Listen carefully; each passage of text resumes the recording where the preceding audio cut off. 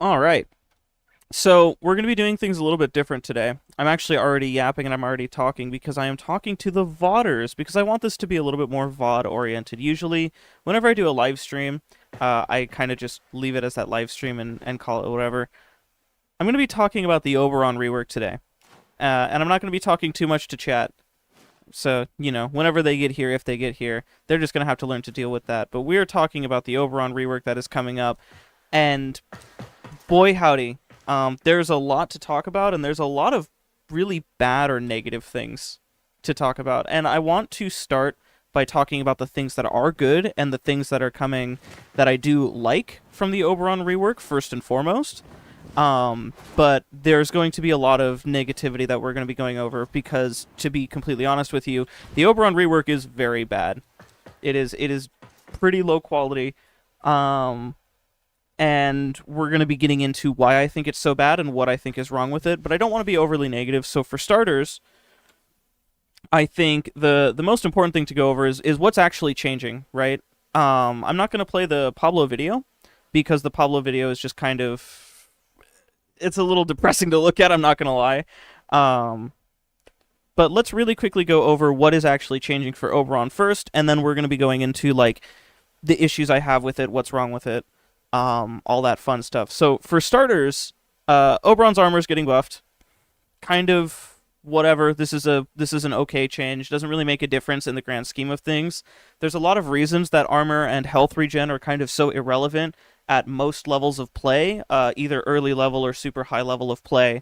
The biggest reason for that is armor and health just kind of they're just not as good compared to gate spamming, right? So if I'm using shield gate, if I'm using overguard gate, if I'm using a death gate, any kind of gate mechanic is just going to kind of invalidate or make irrelevant health and armor tanking as a whole. Shield gate has been not only standardized but buffed and nerfed at the same time to the point where it's kind of impossible to not utilize shield gate if a warframe has any shields on it whatsoever. So when it comes to armor tanking and health tanking, like, yes, you can make it work, but it's a lot of investment, and all of that investment doesn't really do anything for you, right?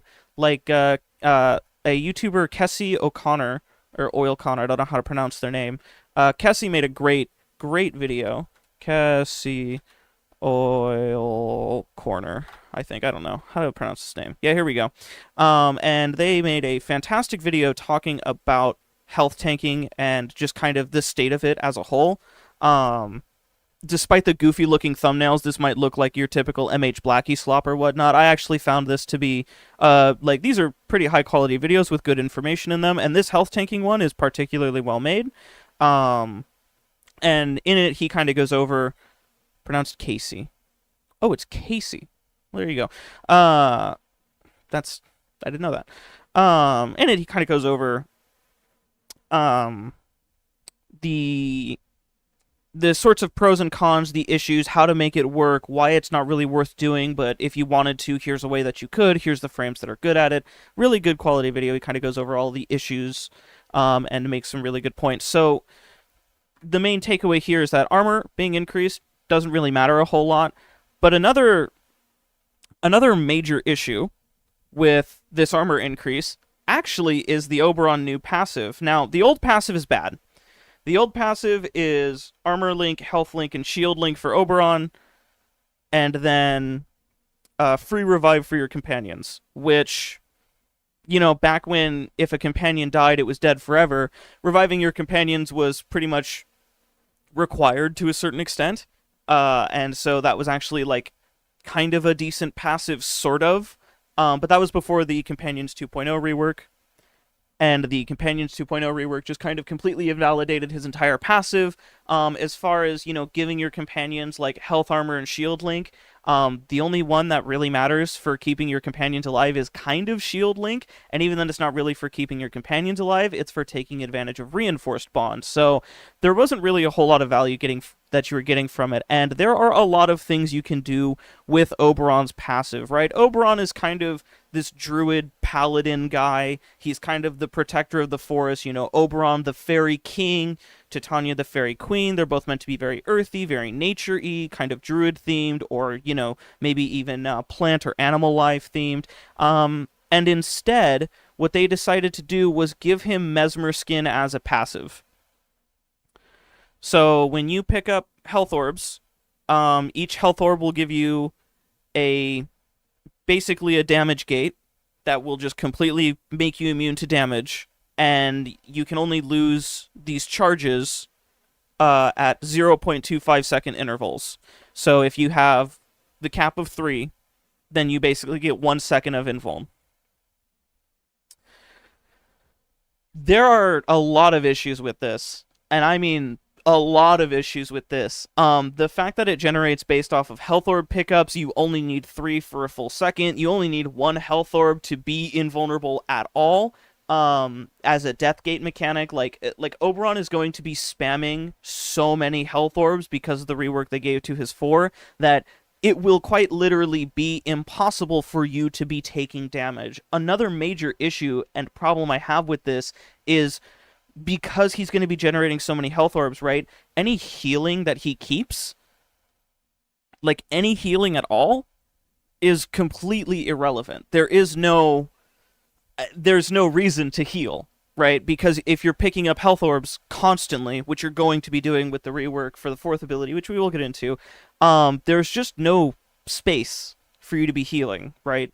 There's no reason to heal if there's just 5,000 health on the floor at all times. So the fact that he's just going to be spamming tons and tons of health orbs, the fact that he could use the arcane, I forget the name of the arcane. It's the radiation one that generates universal orbs that doesn't have a cooldown. He can utilize that and get even more orbs out of it. There's subsumes that generate health orbs. There's just so many ways for you to quite literally rain health orbs constantly. I actually think we're now at a point where we kind of have too many health orbs. Universal Fallout. Thank you, FSK. And like this is just going to basically completely override or like make irrelevant every other form of survivability. I don't quite understand the point of giving him an armor increase or an armor buff if he just has Mesmer Skin baked into his passive. And here's the thing about this, right? Like if we really get into it, Mesmer Skin is criticized for basically 2 things. It's too energy efficient and it's too passive, right? You press the button once, it's 50 energy once, and then you are invuln for at least 30 seconds, right? It doesn't take that much investment to get a lot of invulnerability. It doesn't take that much investment to reduce the energy cost down to even less than that. Pressing the button once gives you 6 seconds of invulnerability at base, but like Revenant is a frame that's going to be running like 300% power strength, right? Like just pretty much all the time.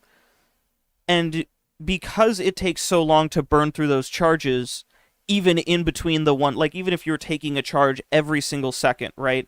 That invuln for energy ratio is just so affordable and it's just so passive that it feels brain dead, right? Like you press the button and Revenant just goes forever, it feels like.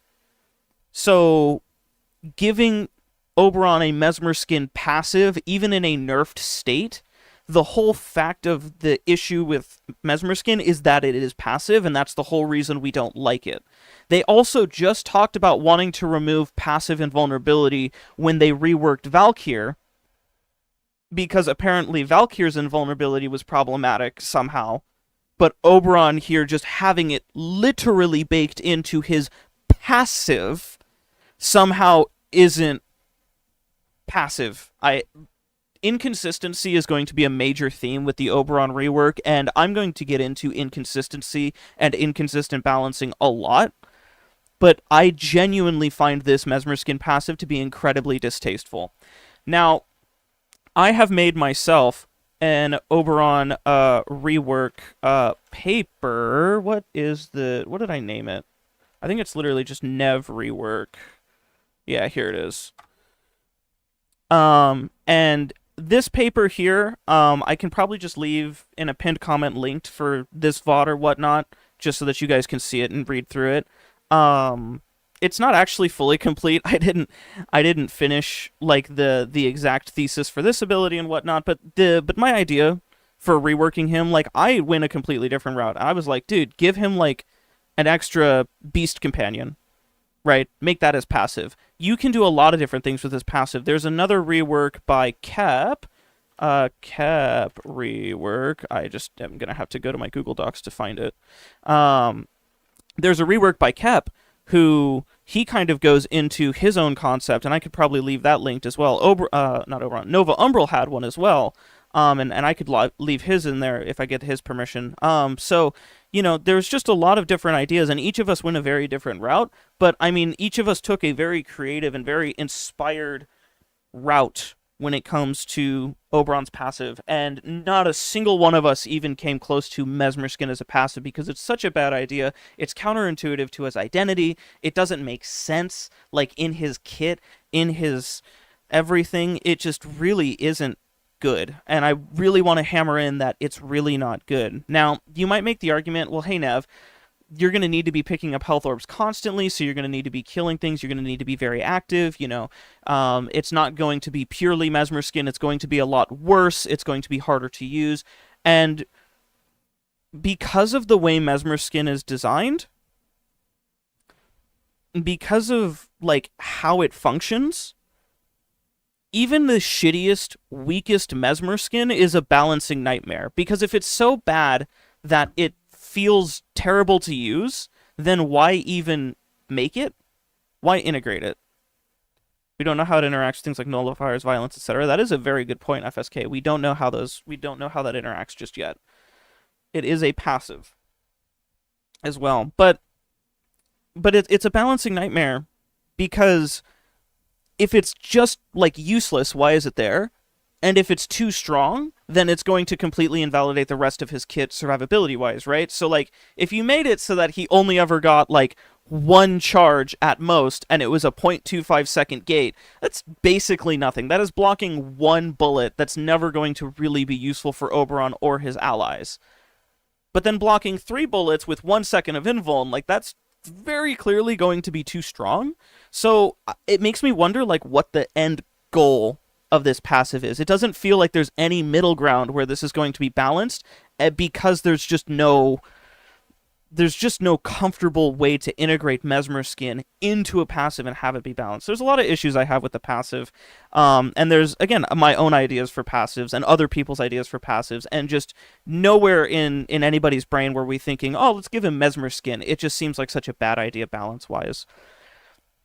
The change to Smite, I like that even in the ability description, they explain that it's a very straightforward ability. And their main goal is to keep it as a single target ability and smooth out the quirks. And I really like this concept, actually. In my own rework, I basically change the functionality of Smite to smooth out the quirks and remove some of the weird interactions without... Oop, I alt-tabbed. That's just not what I wanted to do. Without actually changing what it does in-game. So what it does in-game is you press the ability, and you know what, I'll just showcase it because I'm here. You know, we'll grab one unit here. We'll grab a Bombard, because why not? Press the ability, and just gonna make sure that you guys can see. You guys can see. Cool. Knocks the enemy over, gives them some radiation. It makes these little bees that fly out, and those bees deal a percentage of this guy's red health as damage. And that can end up being really strong because those bees scale with things they're not supposed to. So a good example of that is they scale with something like Arcane Arachne, because it is a universal serration multiplier, and for some reason the bees kind of count as weapon damage. So if I use the ability on this guy again, you'll notice that the base ability does the same damage, but he's now taking actually the same amount because I didn't activate the Arcane because I'm a goofy goober. There we go. The base ability does the same amount of damage, but then when the bees come back to hit this guy, he takes about 2.5 times more damage, right? And that's very, very, very strong as a single target tool. If you have a way to make, for example, a magnetize effect on the enemy, like Zada's Whisper, then you can actually get... Let me get Arachne back on here. you can actually get these wisps to hit the enemy in the head and be more direct on the single target side of things. So if I just bonk him in the face there, you can see that those will more consistently hit him in the cranium and get a lot of damage, right? And they also are affected by the multiplier of Arcane Arachne. So, very strong stuff single target-wise. Obviously, on certain warframes, this scales to be way, way stronger. A good example is Mag, because Mag's bubble not only redirects everything towards the center, but it also multiplies the damage. Lavos has access to a universal elemental multiplier via his augment valence formation. So, you can use both the Serration buff and the elemental buff for a ton of multiplication, and you can make it deal status effects, and it'll destroy rooms. It's very, very strong. And so it actually turns out that the weakest user of this ability tends to be Oberon, right? It tends to be Oberon kind of struggling the most when using Smite in an effective manner. So the rework idea that I had for Smite, and the rework idea that DE seems to have had for Smite, is let's keep that base functionality and that base power, and let's just kind of integrate it into the base ability and remove the effectiveness from the bees. So their way of going about this was to give it an overguard and armor strip, which we're now having abilities that have overguard strip, which is very, very strong. And then it's going to lose 35% of their current health, specifically health and shields, in an instant cast, capped at 75%. It's also affected by Viral Magnetic. Yes, Smite in its current state is also affected by Viral Magnetic. We technically don't know if the future Smite is still going to be affected by Viral Magnetic, but we can kind of make the assumption, right? Like we kind of already know that it's going to be. The target is no longer knocked down. It is instead staggered and open to melee finishers, which is actually a really good change. And one of the major things I talked about in mine is that instead of knocking the enemy down, I wanted it to root the enemy in place. I thought that would be nice. Smite does not bypass shields, so it does affect the final damage because it's combining the health and shields into a number. So if an enemy has a larger shield than health number, you can probably end up seeing some interesting damage, right? You can see probably some very strong stuff going on there. Enemies within 6 meters of the target will receive 50% of the damage dealt and are impacted by a stagger. With this change, they've removed the seeking projectiles. And if Smite is cast into a tight group, it has an aim assist, and Xmas units will be prioritized as a target. Putting it simply, this is ideal for Smite. I had a different idea. I wanted it to root enemies in place. I wanted it to kind of, integrate weapon damage into it still by kind of making it so if you shoot into an enemy that's rooted in place, then the wisps that fly out would inherit your damage type. Though it's a bit more complicated, it's a bit more moving parts, it's probably really difficult to balance something like that. And so I actually like this solution a lot more. It's a lot more elegant, and it moves, like I said, the strength of this ability from the wisps into the base power, which in my opinion was always kind of the goal, or what should have been the goal specifically for Smite. This is actually just a wonderful change. The Smite change seems nice. It could be fun to mess around with both Oberon and on other frames. Absolutely. There are just a couple of issues I have with this. Issue number 1 is that this actually has an armor strip. Why? This doesn't need an armor strip. Part of what makes abilities in Warframe fun is that they don't do everything, right? Part of what makes it fun is you have to use other parts of your kit. You've got some synergies going on. You've got, like interactions and things that are happening together, and it stripping armor removes a lot of agency and a lot of value from like other tools in the game. Second off, his 4th ability is also going to strip armor. So why would I strip armor with the 4th ability if the 1st ability does it, unless it's only stripping the armor off of a single target, in which case, why does it even need to strip armor then? Like, at that point, I'd rather keep the armor on the target so that I could cast my ability on it multiple times, right? This just seems very, tacked on there, And it feels like what they did is they took Smite and they just fucking jammed it full of steroids. The fact that it has a higher Eximus target priority also kind of concerns me. And the reason it concerns me is quite simply, if I've got a optimal cluster of enemies, you know, let's say that this is my optimal cluster of enemies, and then I've got my Eximus unit over here. If I want to cast my first ability on this cluster, am I going to have to deal with the aim assist of the ability targeting this guy? You know what I mean? Like, if I want to cast my ability here, and then it just fucking casts on this dude, you know, or maybe if I'm closer to this guy, I'm ADSing like this, so he's not on my screen visually, but he's closer to me, so I'm gonna cast on this guy. Like, there's just a lot of issues, right? And like FSK pointed out, we don't actually know anything about the fall off or the range. We don't really know how it's going to scale. There's just issues that I have with the aim assist being added in, and something I would like DE to maybe do is when it comes to the aim assist for abilities like Ashes Seeking Shuriken, like Oberon's, maybe just make it a setting. You know what I mean? We have in our settings menu the options for aim assist, right? And it is for controller only. But they could just maybe add another thing here that's ability aim assist in particular. And just having that toggle, or maybe having a slider of some kind to adjust how strong it is. Like, I wouldn't mind aim assist if it was maybe a circle that's this big, right? If it's this tiny little circle and it's close to where my reticle is aiming, that's perfectly fine. And I don't hate that idea.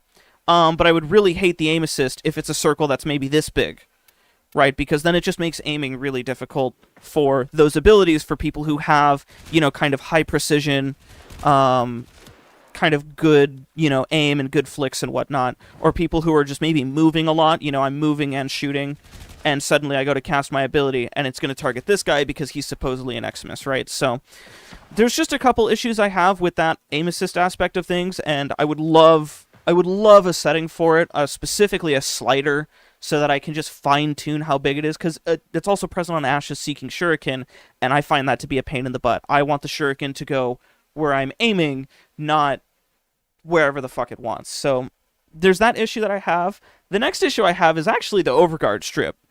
A 100% Overguard strip is really, really, really strong. And it is baked into the base functionality of the ability, so it doesn't, as far as we know, have any ties to any particular stat. Now, it could very well be that this does scale with strength, so maybe it just has a base of 100, but typically speaking, whenever an ability has a base strip, and it's a base 100% strip, it's just going to be baked into the base ability. They're not going to make it so that, like, it starts at 100, but if you have negative power strength, it's going to go down. That doesn't really happen whenever they do something like this. A base 100 Overguard strip is just cracked. It is just too strong, and it does too much. This is too overloaded of an ability. And you might be asking yourself, Nev, how can an ability be too good? But I would like to point you to Frost, where basically the weight of his entire kit is overloaded on his fourth and third ability, and Frost's first and second abilities don't really do much of anything that are useful to his overall function. His second ability is pretty much only used for the carpet augment, where it, like, leaves a slow field down, and even that carpet augment on Frost is, like, middlingly useful.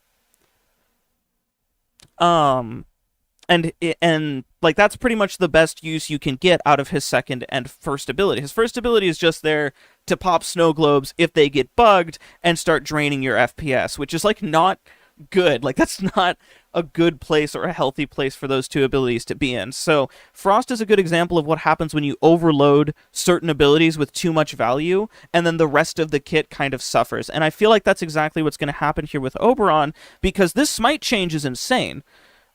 This is really, really, really strong and really powerful, and we're now going to look at two abilities that are just genuinely not powerful at all, which is Renewal and Hallowed Ground.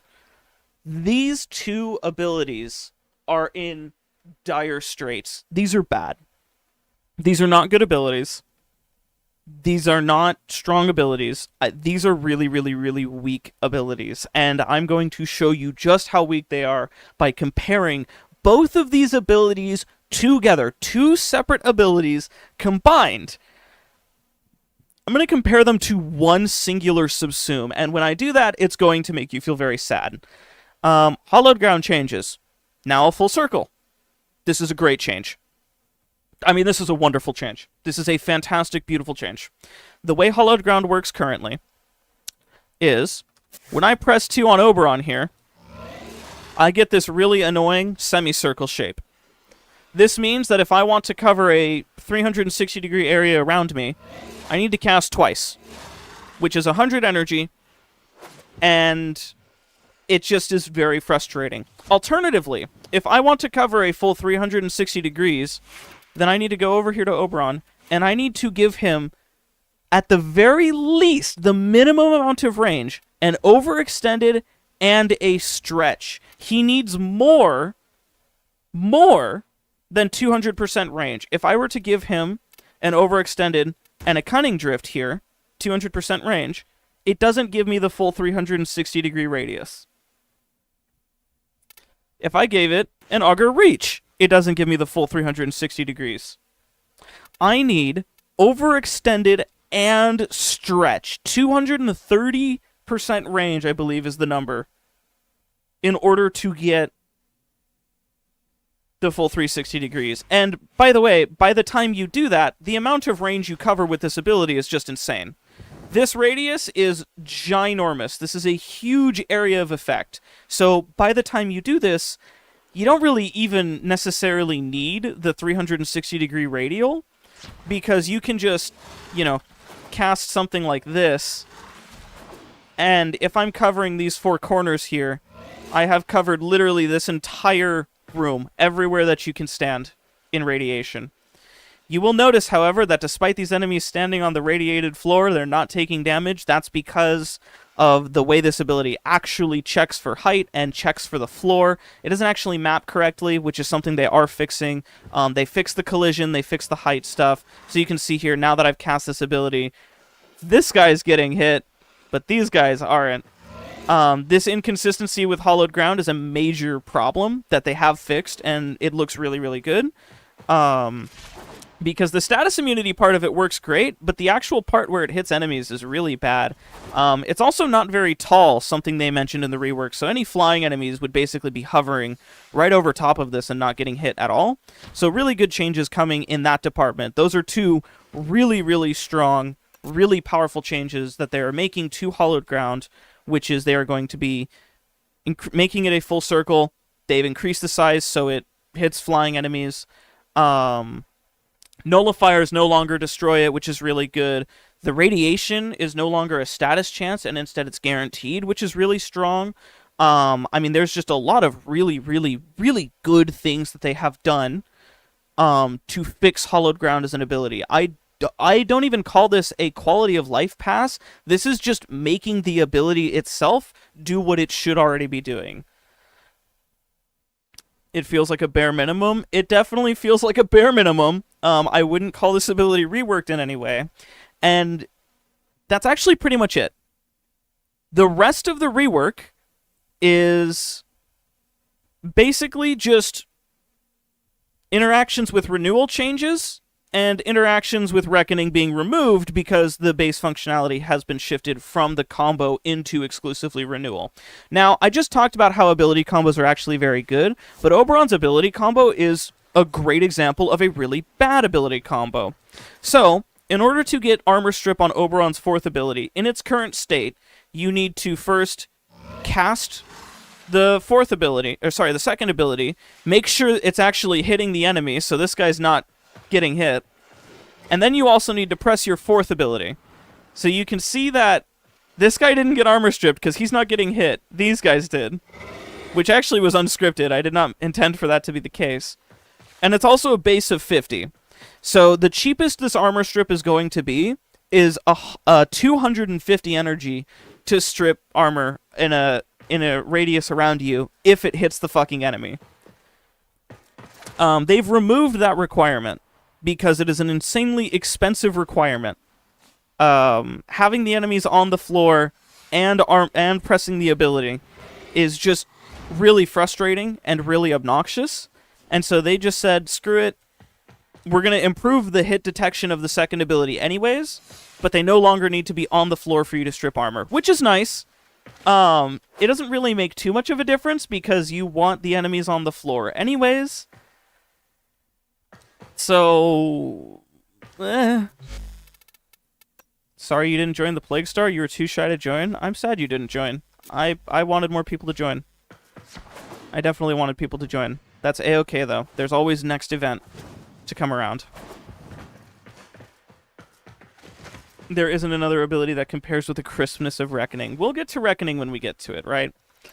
The other major change and the other major interaction difference is with Renewal. So you guys might know that Renewal in its current state is a bit fucky. It casts this big radial wave that is actually an area of effect heal. That area of effect heal is a burst heal. It travels for about 4 seconds, I think is what the base stat is. And it reaches out to a 20-meter radius. That then begins channeling an ability. And that channeling is increased when you actually start healing with it, right? So it's 3 per second at base and an additional 2 per second per target that's healing. As far as healing is concerned, this is a really, really mediocre ability. It is 40 health per second with no additional effect and no additional benefit, unless you walk onto Hallowed Ground at any point in time. If you walk onto Hallowed Ground, it will give you an armor buff of a very measly 200 armor. That armor buff will then stay with you regardless of whether you are on Hallowed Ground. It'll basically be with you forever. So effectively, you press 2, and then you press 3, and then you never actually have to press 2 again, except you're going to anyways because you want to be in a big field of status immunity, and you want enemies to always be in the effect of it. So it's definitely weird that it was like a set and forget kind of thing. The heal itself is really, really weak. It's really expensive. There's a lot of problems going on here, right? There's a lot of issues with the 3 and with the 2 and with the interaction between them and blah, blah, blah, blah, blah, the status chance, a lot of major problems for the second ability. And again, the rework targets pretty much all of these major problems here. Increasing the status chance so it's no longer a pitiful amount is just a really good concept, and it makes it so that this ability is going to be priming enemies more aggressively, making the range just a straight full 360 degrees. Oh, God, it makes me so happy to see this. Not having to run overextended on Oberon as a mandatory thing, or always double casting, those were your two options, makes me very happy to see this. So I'm very, very, very happy with that. Interestingly, they reduced the maximum number from 4 to 3. I don't know if this is necessary as a change, but also the size of Hallowed Ground is gonna be big enough anyways, so like maybe if they increase the base radius as well, then this would be a little bit more justified from 15 to 20 meters. There's a very specific reason I say 20 meters, though. God damn it, FSK, you weren't supposed to reveal that. You weren't supposed to reveal that, you son of a bitch. Yeah, there's just... If you can spam, feel free to spam. Well, there actually is a fair and understandable reason for it to be capped. And the reason for it to be capped is that Hallowed Ground is really solid in low-level content, right? In a low-level environment and in a low-level context, if I'm doing, for example, an infested defense mission, we're just going to crank these guys up to level 30, right? That's like a pretty good... It's like a pretty good... Where's the infested battle group? These guys here are going to be pretty much decimated, right? And pretty much obliterated. And as far as, you know, defending a mission goes in a regular level 30 context, if I'm doing an COD run, right? For example, this is going to be pretty brutal. You know. Bonk, bonk, bonk, bonk, bonk. right? So Oberon kind of has that potential to trivialize those super low level missions as an AFK. Um, and I mean, yeah, you guys saw how big and how strong the radius can be, right? If we just give this guy again a bunch O range, we'll give him this. And do we even need more strength? I don't think we do. We can just do like one duration mod to kind of seal the deal here. Something like this. If you stack this multiple times, which I didn't grab energy, so that was my fault. It's a skill issue. You can see how strong this can be, right? This can end up being very, very powerful. And you can end up kind of trivializing, you know, certain missions at a lower level, right? So, use the augment. The current augment's just plus duration. That's true. That is true. Instead of this, use the, Hallowed Reckoning... No, Hallowed Eruption. Yeah. Yeah. This as well is also insanely strong.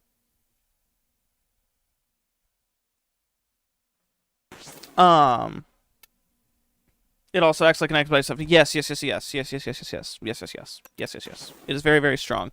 It's very strong in this kind of low-level environments, in those low-level contexts. So stacking a bunch of these is... Well, the augment you don't stack, it just detonates and yada yada. But stacking a bunch of them in a low-level environment is very chill for kind of AFK farming in the lowest levels of the game, those level 30, level 60 environments. And so I kind of understand reducing it from 4 to 3, especially with the increased status chance. Radiation is now going to make it so the enemies are fighting each other more consistently, and they're going to be hitting each other harder, and they're going to be dealing a lot more damage to each other because of the radiation multiplier. I've seen a lot of people shitting on radiation as a status effect. It's kind of my opinion that the radiation status effect is better now than it has ever been before, and it wasn't necessarily useless before. The issue is that it was inconsistent. But they seem to have really improved enemy AI targeting, and they seem to have kind of improved the weight of radiation enemies recently. So I've noticed that enemies that are irradiated will have a much stronger bias to kill each other, and because armor has gotten so much weaker for these enemies, and because viral still applies to them, having radiation and viral and corrosive on an enemy will just kind of play the game automatically for you. Like, putting Tempest Barrage on Nyx is really strong. So I feel like a lot of people are maybe underselling how strong the radiation status effect is. As a damage type, yeah, radiation is shit. Radiation is a really bad damage type. It has nothing going for it that multiplies damage or interacts with damage. There's no DOT. There's no, kind of benefit. But as far as the status effect is concerned, it is much stronger now than it has been before. And yes, radiation is a bad damage type. It's not really good for killing things, but it is good for, like, making the enemies kill things. So I think that, like, this getting that radiation buff that it got will kind of make this a shittier area of effect version of Nyx's third ability with its augment. Because the range doesn't shrink down, so it's a thing here with this. I don't think that this is actually, again, like everything all in all, these are really good changes specifically for Hallowed Ground. But, and this is a major but, I don't think that this was actually enough. There's not enough substance here. There's not enough change that has actually been made.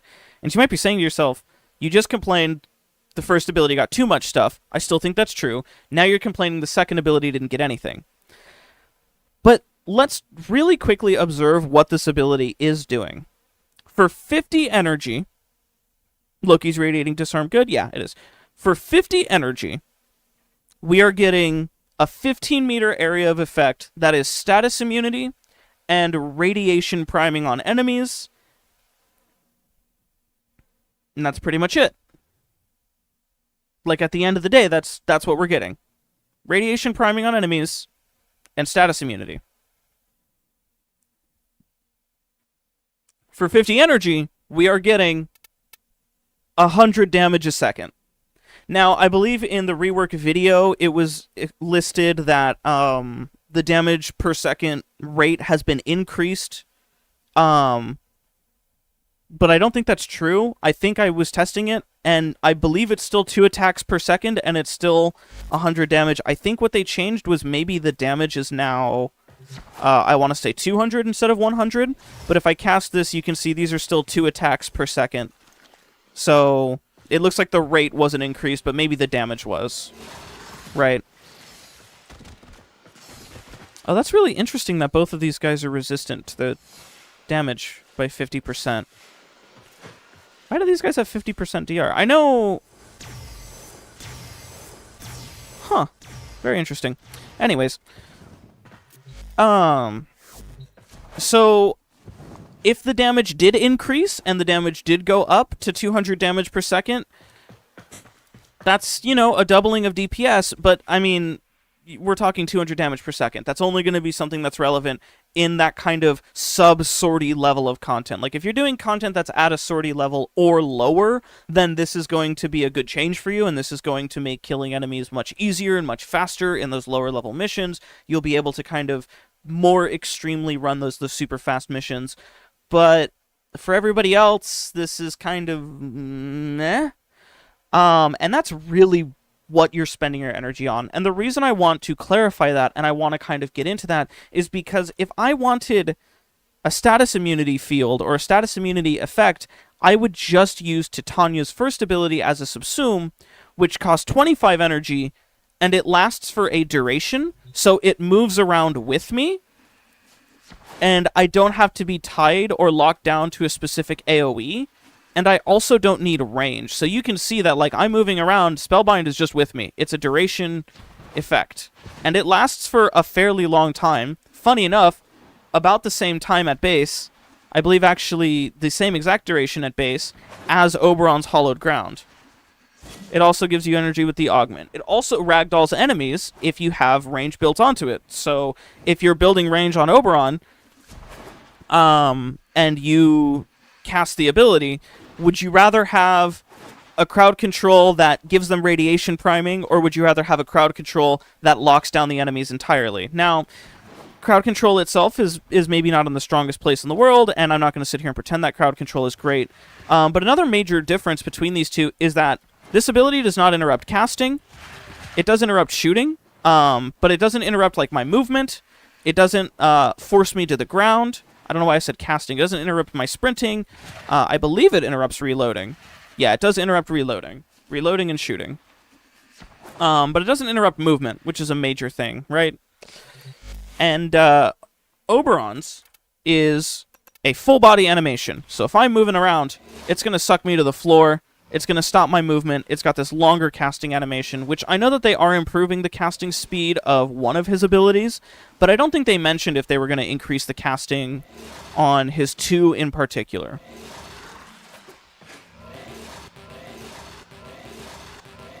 And obviously this ability does also interrupt things like reloading, shooting, and very clearly movement. So there's just a lot of issues with that, right? And that's okay, that's one subsume, that's one comparison. But you're losing, you know, the area damage and the crowd control and the yada yada. Well, okay, my counter argument for that is then Neja.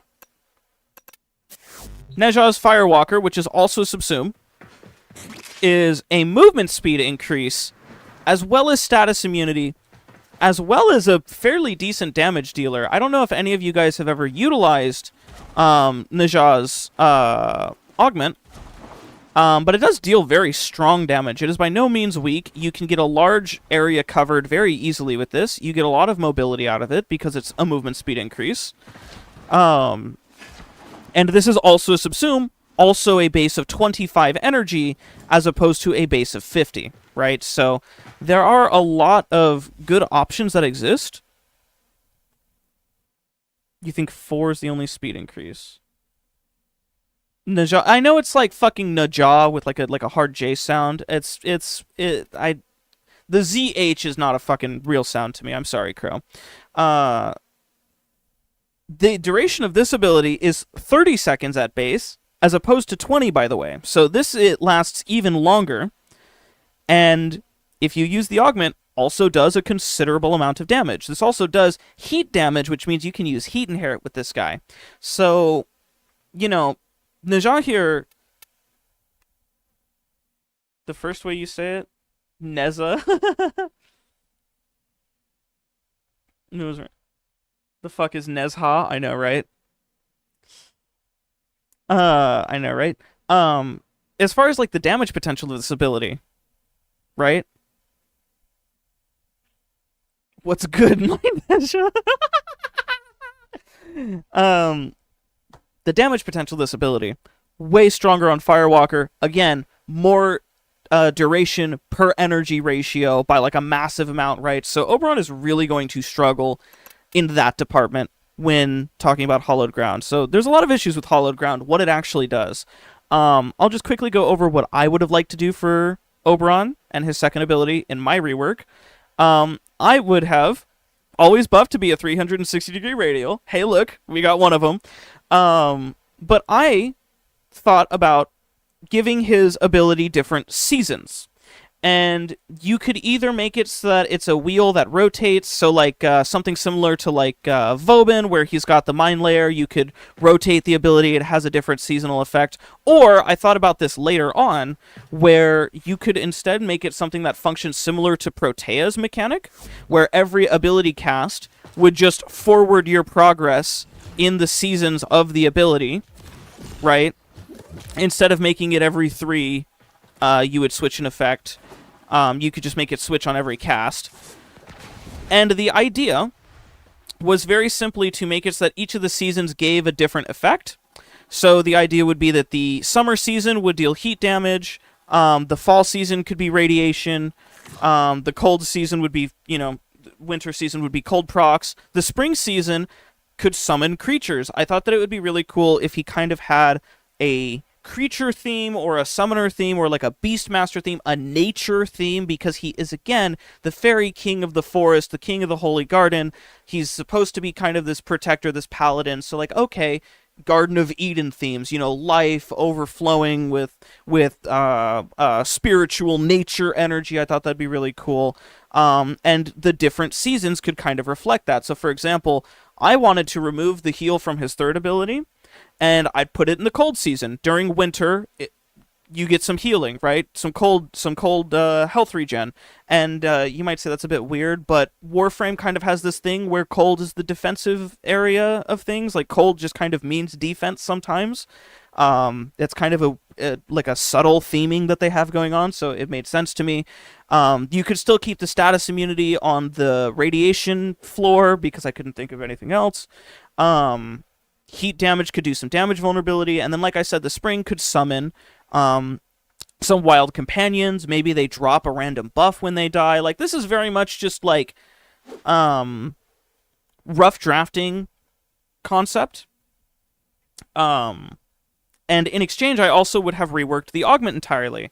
So my augment change would have been to remove one of the seasons from your roster, but casting the ability could now combine 3 seasons into one. For an additional 25 base energy. The ability removed could be based on your energy color, like Chromatic Blade. So this would kind of give you some freedom. And like, let's say you remove the spring season, but now you get summer, fall, and cold for basically 75 energy.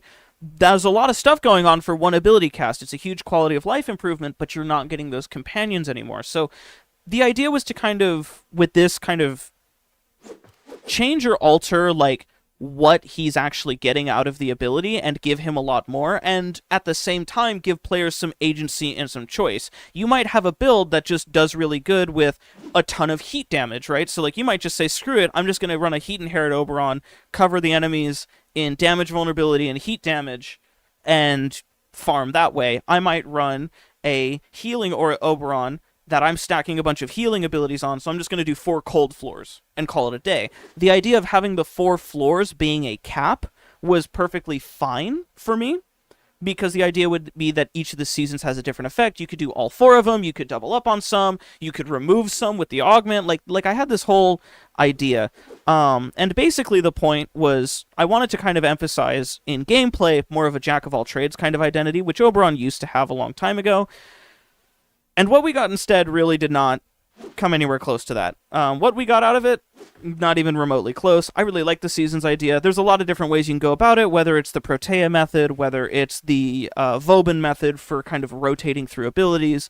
You know, what kind of augments can come up. You could change a million things about it, right? It really was just kind of a rough draft. Just here's a random idea. What can we do with it? Firewalker Titania, not Thermal Sunder Titania, not from Temu. Does Thermal Sunder trigger Hot Shot? Yes. Yes. I would say Firewalker Titania is maybe not the same area effect, but definitely more interesting and more fun. As opposed to Thermal Sunder. There's just a lot of different ideas for Hallowed Ground, and so to say that I'm disappointed by the lack of creativity and the lack of interesting changes, I had a Sword and Shield idea. I did. We'll get to that when we get to it. Really what disappoints me for Hallowed Ground here is the lack of creativity and the lack of giving this ability any clear purpose. Firewalker Volt with shocking speed is where it's at. Oh, see, that's fun. Third ability, Renewal. Renewal is often compared to Wisp Reservoirs in that the latter heals more for less energy. It doesn't heal more. It just does more stuff. This hurts me a lot. We'll get into that. The goal of our changes to this ability are to amplify and simplify Renewal's effect to offer more impact. This is, in my opinion, the wrong goal to have. This is the wrong goal. This is the incorrect goal for Oberon. Oberon, the defender, the protector, the paladin, you know, the druid, that kind of theme. This is the incorrect goal for Oberon. Let me make something clear. The third ability, in its current state right now, is one of the worst abilities in the game. For a base of 25 energy and also 5 energy per second, at base, you're getting 40 heal per second. What makes this worse is that it's an additional 3 energy per person you're healing, which also counts for summons. And the effect is 40 health per second. Unironically, the strongest and most impactful part about this ability is that you have a bleed out slow. We're just going to go ahead and die here.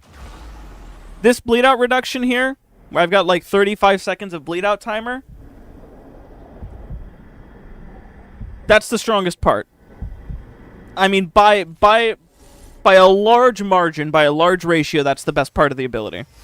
The best part of the ability is the fact that you can die and lay down on the floor for a long period of time. That's not me joking. That's not me shitposting. It is really bad. Really, really, really, really bad. The initial burst heal of 125 health, bad. It's just not worth it. The armor buff that you get from this ability when used on Hallowed Ground is just bad. Does the rework nerf bleed out slow? Oh, does the rework nerf the bleed out slow for the zombie build playstyle? I have no idea. What I do know is that Renewal is in dire straits. I mean, it is bad. And so their goal for changing this ability to amplify and simplify was just a bad goal to set. Because instead of amplifying this ability, let's rework it. You might notice that right now I've listed the changes to Oberon that are coming, and so far we haven't really reworked anything. We have basically kept the first ability as a single target nuke with the ability to deal damage in a radius to nearby enemies. That's pretty cool. We have basically kept the second ability the same and just buffed the shit out of it. We're now getting to the third ability, and we're keeping it the same and buffing the shit out of it. This is not a rework. You're not changing anything. You haven't reworked. You haven't retooled, redesigned, remade, reimagined, recreated. You haven't reapproached the problem from a different angle. You haven't given him anything to refresh or rebuild his kit. This is a very lazy, low effort, low investment buff. And that's what this is. This is not a rework to Oberon. These are just buffs. It's not even a light touch-up. These aren't touch-ups. These are buffs. Smite being a fucking armor and overguard strip, that's a buff. The fact that it deals all the damage to everybody in 6 meters instead of being tied to the little wisp thingies, that's a buff. The fact that it opens enemies to melee finishers, that's a buff, right? Like, all of these are buffs. Buff, buff, buff, buff, buff. And it's like, where in any of this rework is a redesigning or reimagining or retooling of his kit? Increasing the Hallowed ground duration from 100 to 200 is a nothing burger of a change for this augment. Like, all that's going to do is make it deal more damage, which, like, okay. Like, that's not good. That doesn't make, like, you know what I mean? This is just buff, buff, buff, buff, buff, buff, buff. Buff, buff, buff, buff, buff. And it's like, there's no reworking. There's no changing. There's nothing redesigned about this. My third ability was to buff the shit out of your companions and make it so that targeted enemies are more vulnerable to either crit or status. And the effect would be doubled for companions. Because my idea for him was to give him companions in the 2. My idea was to give him a beast companion slot, so an extra companion that he could run with, where the mods for that specific second companion slot would affect the companions you summon with your second ability. Like, everything kind of beast and monster oriented and kind of nature oriented. I mean, like, you could do 1,000,001 things, right? And so for me, my idea was, screw it.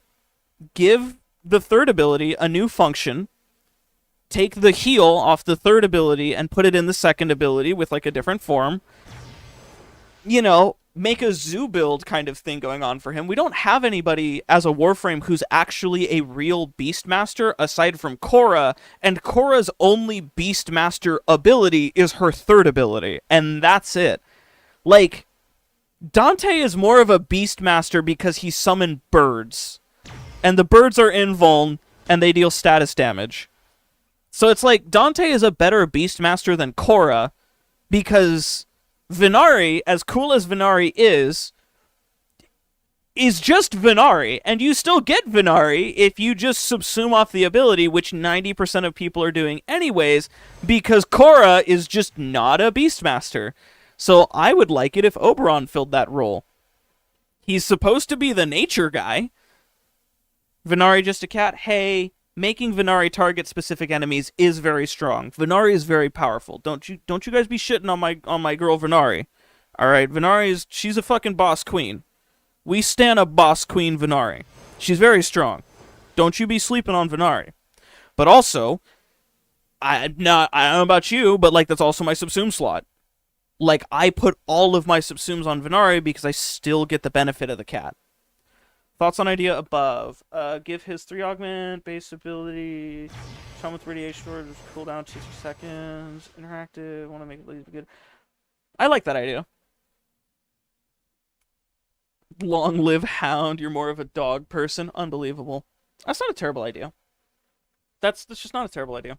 That's just a great idea, because Phoenix Renewal is in a really, really bad spot, and we're going to be talking about Phoenix Renewal, and this is where we're going to be talking about how both of the 2 and the 3 are worse than a subsume, because, good lord, this is a really important comparison to make, and this is a really, really, really important comparison to make. They removed the energy cost per target. It now costs a flat 3.5 energy per second while it's active. It now heals in affinity range, which means you can no longer give somebody the buff, and then they can just go screw off to Narnia.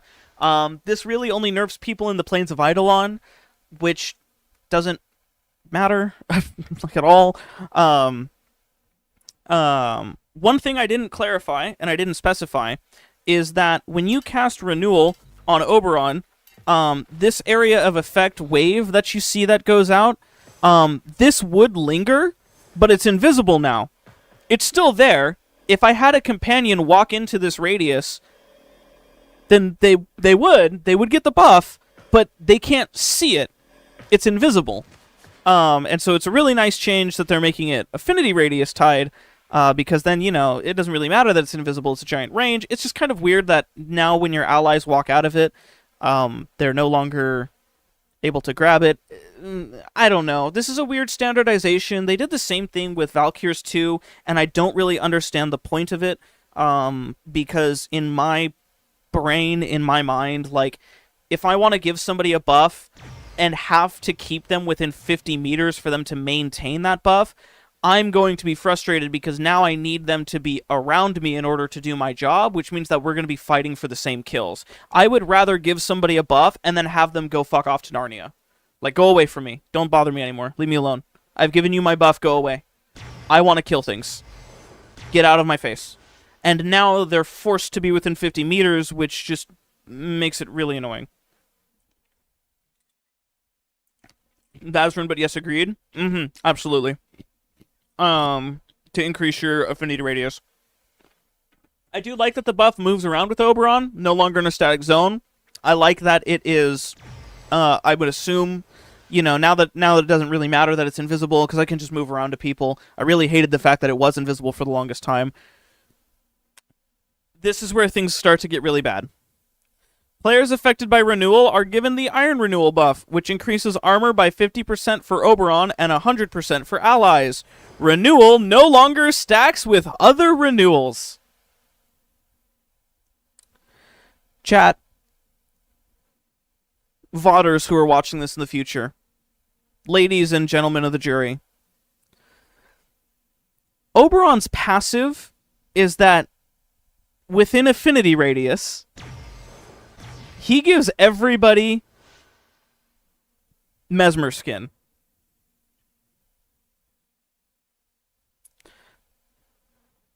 Let's be 110% transparent. Health and armor scaling, health and armor stacking are only relevant in low to mid-level content, because in order to health and armor tank in high-level content, you need to invest so much resource and so much time into it that it becomes your entire gimmick and personality. Your entire emphasis on survivability in a high-level environment really revolves around spamming death gates. Shield gate, overguard gate, mesmer skin, rolling guard. Any kind of gate makes way more sense and does a whole lot more for you in that high-level context, specifically because it doesn't require a lot of investment. 2 mods being mandatory for shield gate sometimes, like some shield gate builds are just directly innate to a kit, you don't even need it. Like, it makes such a huge difference going from 2 to 3 mods invested in shield gate, right? Because if you're putting a 3rd mod in, that is taking away a mod slot from something that can be very important or fundamental to your build, right? In exchange, your shield gate becomes a lot better, and it becomes way easier to survive, but that's more of like a skill situation, right? Like, are you willing to trade off that sort of power, or that sort of comfort, or that quality of life, reload speed, whatever? Are you willing to trade that in exchange for easier survivability? In what universe is a frame who's going to be generating a ton of health orbs and giving his allies mesmer skin in affinity radius going to benefit at all, giving them healing and armor also in affinity radius? Why would I ever want to give my allies armor?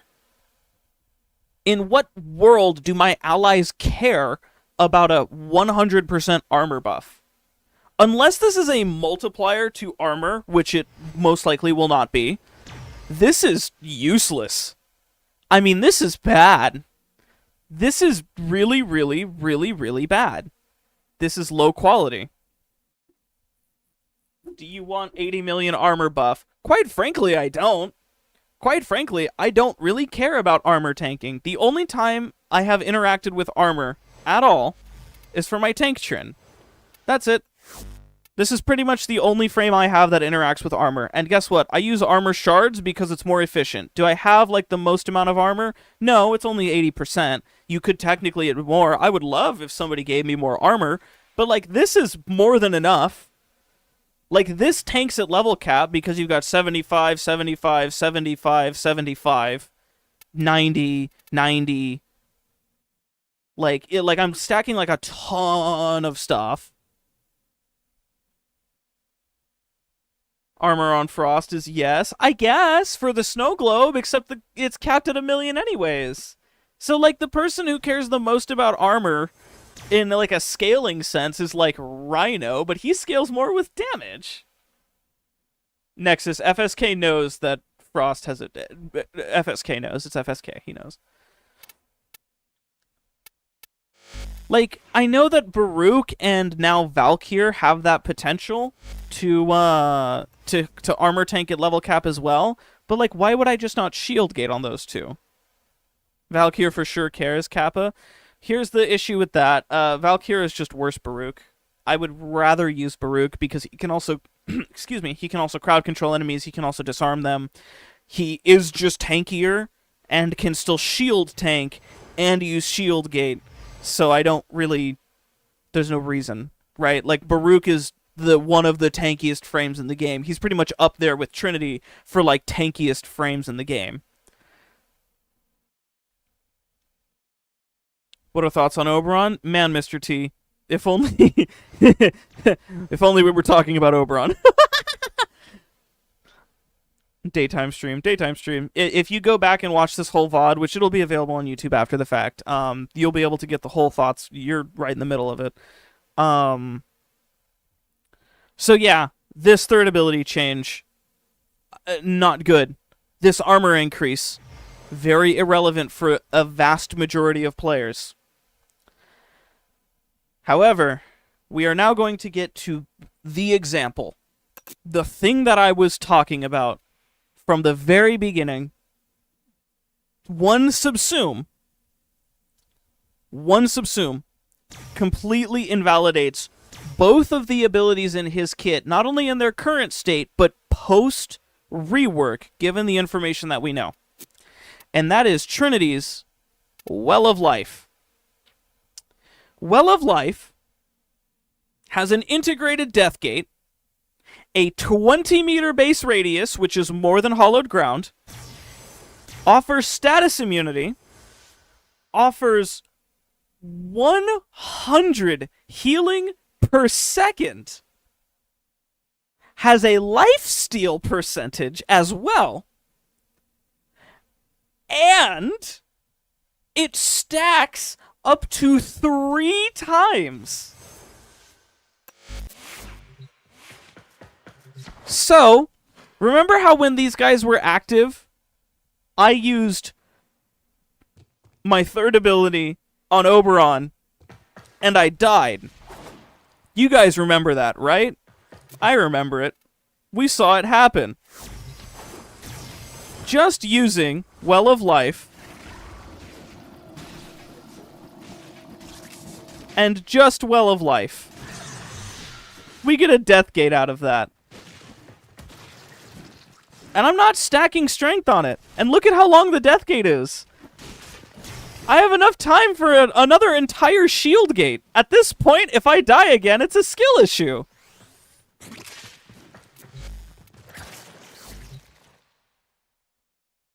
And it has an augment. That is correct, JD. It does have an augment.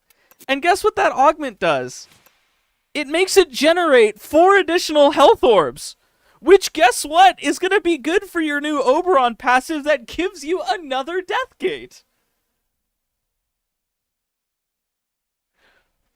It is impossible to justify.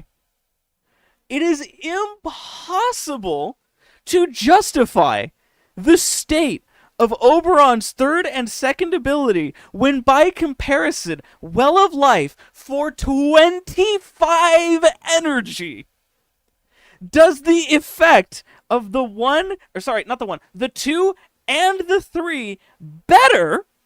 And if you spend the same amount of energy, which is 50 and 25, for the combined ability of these two, you get the effect of 3 Wells of Life, which all stack. This subsume is better than the entirety of 2 abilities. And one of the augments that you need to put into the ability. Because guess what? The Phoenix Renewal augment is not integrated into Oberon's kit. It had a cooldown reduction from 90 to 60. Which, I'm just going to say this right now. Yes, the cooldown on this one is longer. If you are dying more than once every 2 minutes, with this ability in particular, if you are dying more than once every 2... by the way, I didn't have any strength on that showcase there. And it still took them forever to kill me. If I put a modicum of strength, and I mean a modicum, we're going to give ourselves Blind Rage. And that's it. That's all we're going to give ourselves, is this.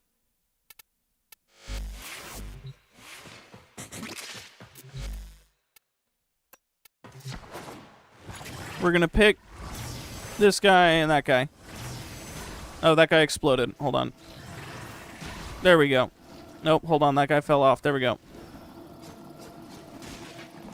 Yeah, good luck dying, bro. Good luck dying, bro. If you wanted health regen, here you go. Oh god, it looks like I'm about to die. If my death gate will trigger ever. There we go. Death gate triggered. And for 5 seconds, I'm invuln. Actually, it's for 10 seconds. Is it just based on a percentage of the ability? The subsume has a longer invuln duration. Hello? Anybody notice that? That went for way more than 5 seconds. That was like 10 seconds of invuln.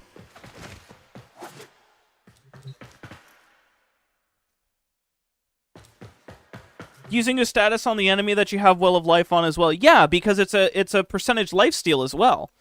So even if you weren't using strength for just the health per second, you have a percentage lifesteal.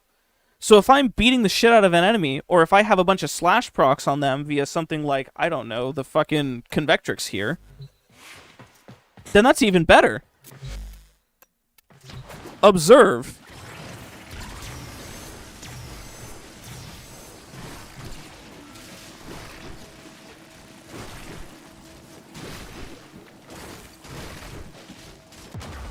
Oh, well, I guess the bleed out procs, or the bleed procs only tick once per second. That would be better as, what, electric? Because electric goes? I mean, if I was just shooting at it, I still wouldn't have died either, but the point stands. Observed. Lamau. GG. I know, right? I trolled, guys. I'm sorry. I trolled the demo. I trolled. I'm a bad Warframe player. And if I just shoot this guy forever. There we go.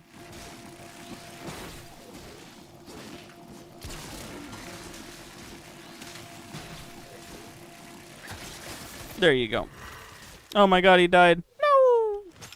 Took notes? Yeah, took notes. Lil Mao. Bad demo. Bad streamer. Bad streamer.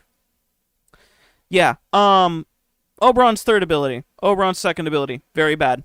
Very, very, very, very bad. Very bad. JD, thanks for the tip of the day. You're going to use that? Well of Life Desecrate Necros with summons will change your life. They steal their duration back up. Yes. Yes, absolutely. They absolutely do.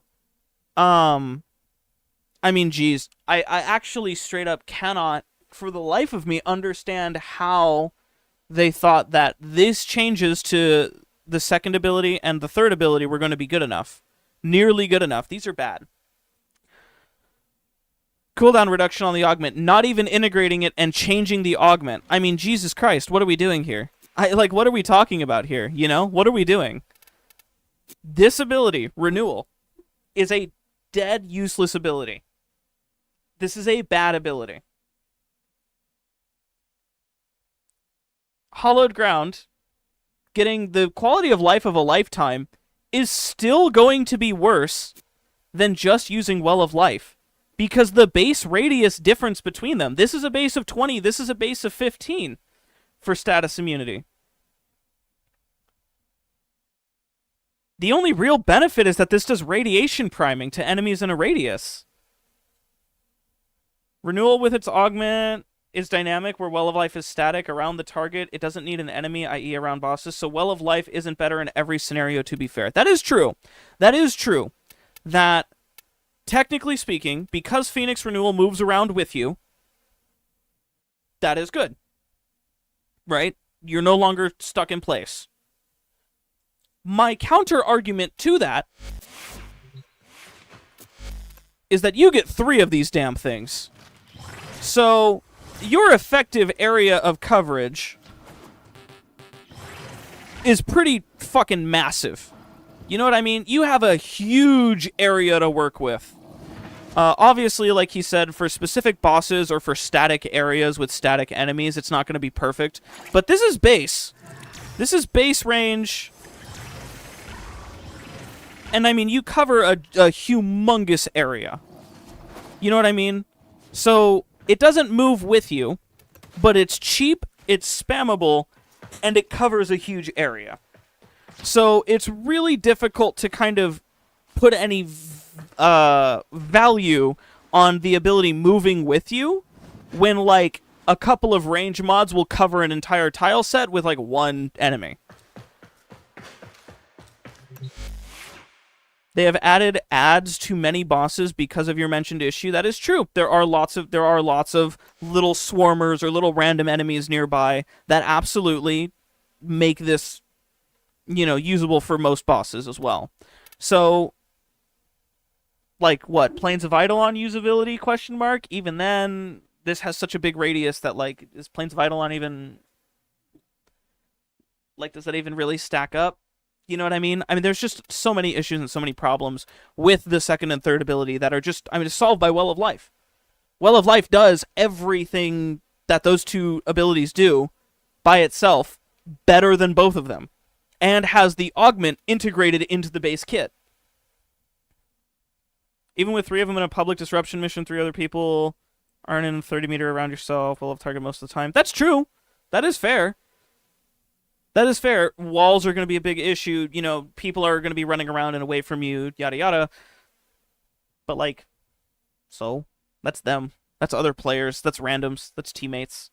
Like, the benefit is going to be that you don't have to be standing in a radius, and people don't have to follow Trinity around, or follow your Well of Life targets around in order to get the Death Gate.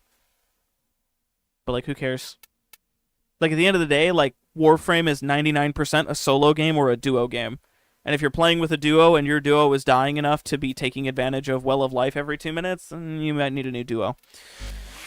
Now, let's talk about the 4th ability, the final ability, Reckoning. There are probably 2 insanely good changes. And then, I think DE actually just genuinely doesn't care and didn't put any love or effort into this ability, and so they gave it like 2 things, and then somebody else came in and gave it 2 things, and somebody else came in and gave it 2 things, and by the time we got the full rework, nobody really knew what the other 2 people or the other 4 people had given, and so we just kind of looked at it and it's like, what the fuck is going on here? What's happening?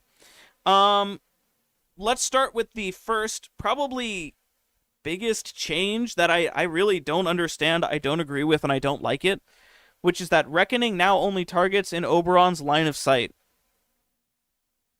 Why? Why are we doing line of sight nerfs in the big 25?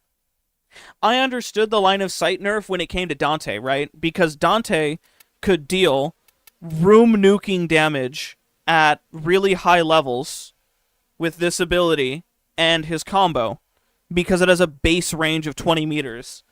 and a base damage of 1,000 as a bleed proc, which could then be expedited and multiplied on the fourth ability, right? So like I totally understood the nerf to this guy. I totally understood giving him a line of sight check. That makes perfect sense to me. You know, like he has a 30-meter radius status nuke and a 20-meter radius bleed thing. Like, this totally deserved to have a line of sight nerf. 110%. The stats on this were ridiculous. Oberon's fourth ability does like 1,000 damage.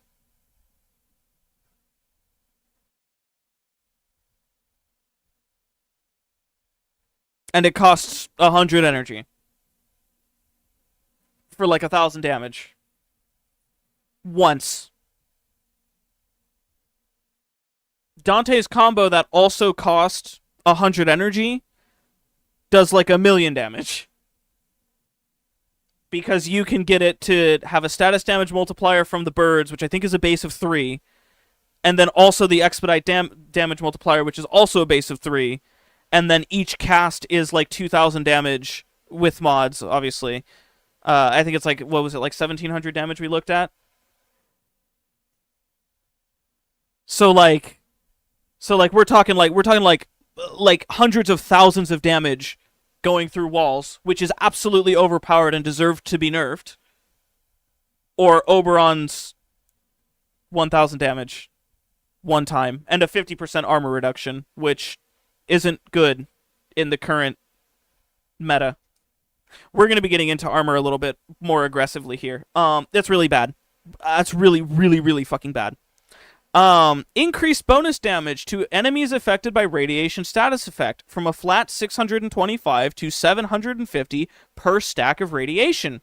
In other words, the damage is doubled if the target has maximum radiation. The damage is doubled. No, it's not.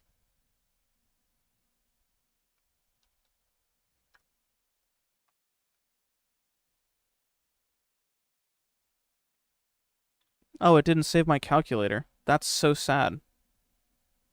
Oh, yes it did. Chat, I might not be I might be the math guy, but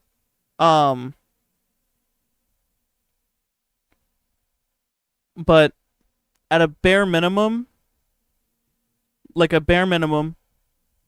it's a 6% increase, and at a maximum, it's a 4.6 times increase. So this isn't doubled. It goes from 2,000 to 8,000.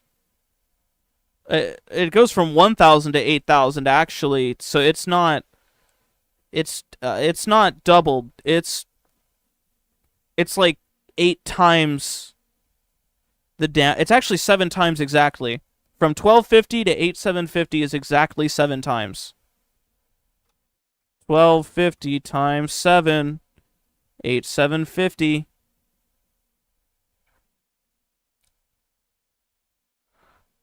This is like the bare minimum of just knowing how much you changed the thing.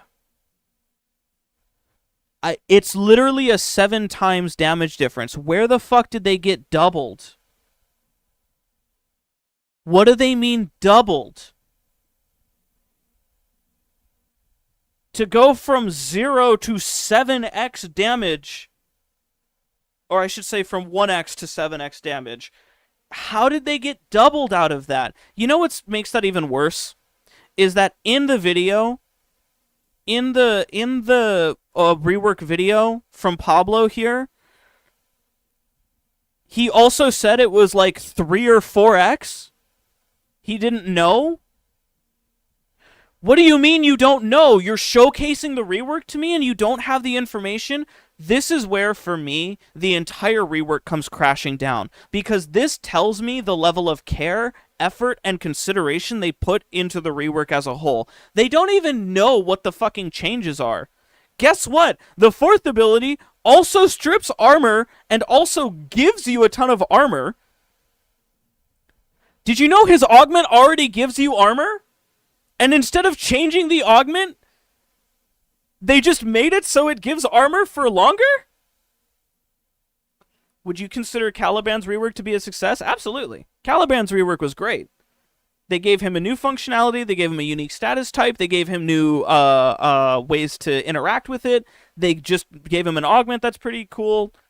Like the Caliban rework is awesome. Mechanically speaking, it's got a lot going on. The summons are really interesting. Like, all kinds of really good things came from the Caliban rework. Every ability feels different. He has like a whole summon like thing. It's not like programming uses numbers. Fuck, you're right, of course. Oh, Jesus. What about Grendel? You're trying to see a pattern? I personally dislike the Grendel rework. That's a personal dislike. Personally dislike it. But the reason I personally dislike it is because of the first ability. I don't like the cap on the enemies that you can eat. I liked the old energy mechanic. That's a personal preference. I am aware that functionally the rest of his kit did improve, and a lot of his stuff did get better, and he is stronger, but I miss Shotgun Grendel. I miss being able to grab 80 enemies at once, and then press and hold the button, and then crash console players. So, I understand that now Grendel is better, but it will always be, in my opinion, forever in my heart, that OG Grendel was peak. Couldn't code infinite enemies without engine problems if you released the good code. Yeah, no, you could not. It was so bad. But I liked that. I liked Grendel. He was always a silly, goofy guy to me. The rework did balance him, and it did make him better, but, man, being able to dump 80-plus enemies. Hydrate rework was bad, too. Hydrate rework was Inaro's successor flop? I feel like Inaro stayed in the same place, but I know he's better. So, I still don't use Inaros. But he did improve. I wouldn't say it was a success or a flop. I would say that he definitely got a major improvement, but also, like, they just gave him Sarin Spores, and that's kind of the whole rework. So, Sarin Spores are good. Any ability is better than nothing. They give him a Death Gate, which you didn't really need, in my opinion, because he doesn't really belong in super high-level content. But Inaros is just Inaros. Inaros is just Inaros.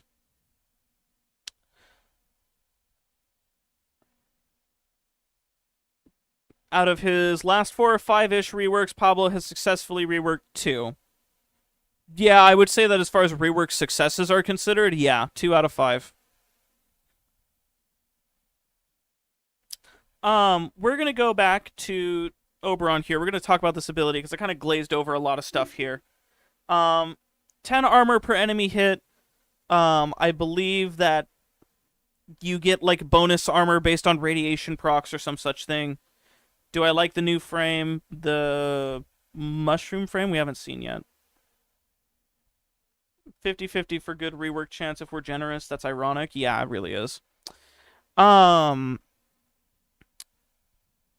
believe there's a way to get additional armor out of this. The bonus armor is capped at 1,000 and persists for 30 seconds. This is just bad.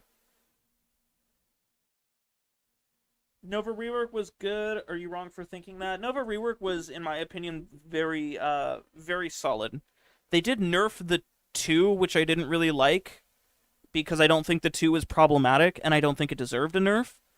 But them nerfing the 2 was fine. Like, it didn't really change too much for me, and it didn't change too much for how I use the ability, which I use it as a defensive ability. The abilities or concept of the frame, I don't think we've seen anything on it still, Benny. Have we? Have we seen anything for Mushroom? Did they reveal anything? The Nova rework killed building a little bit. Infinite Portal nerf was sad. Yes. Yeah, the Infinite Portal nerf was very sad, but it's also justified. because they buffed the shit out of the portals to make them better quality of life. So I think I'll trade the quality of life for like the gimmick of like, you know, infinite gate bow.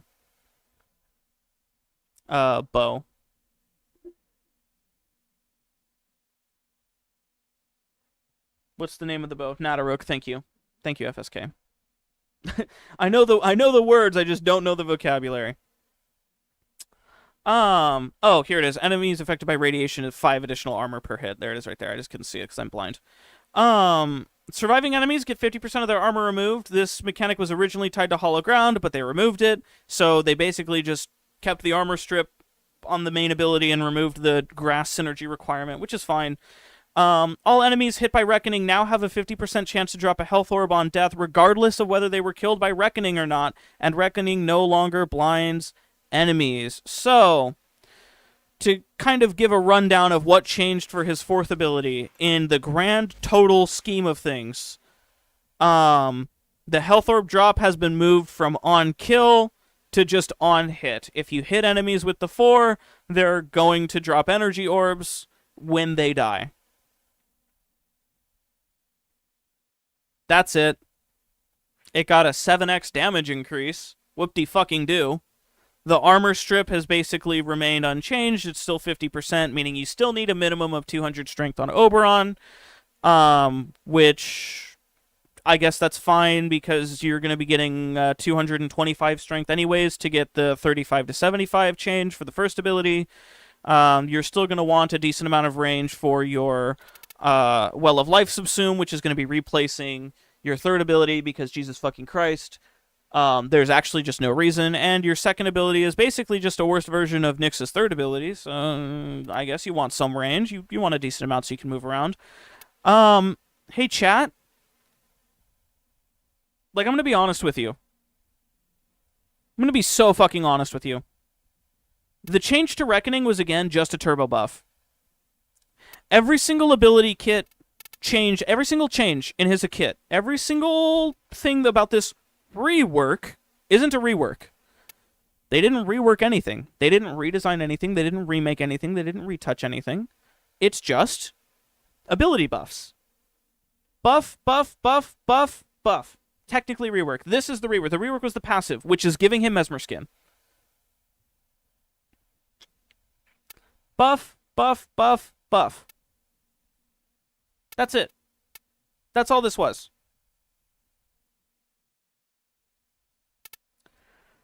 This is, in my opinion, lazier than any other rework we've ever gotten.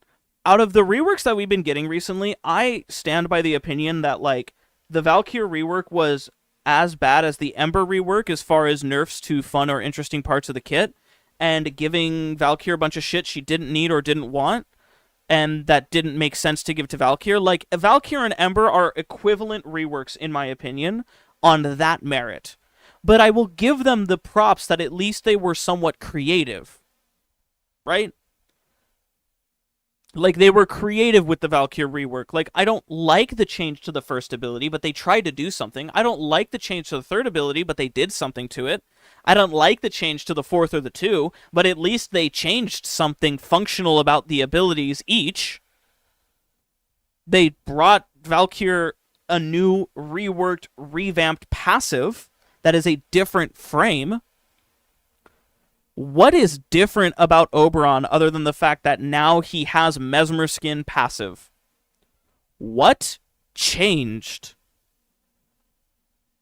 Brought the ability up to 2025 gameplay standards after all, but nothing else, I guess. Ember had a rework. That must have been the wind. Ember had a rework.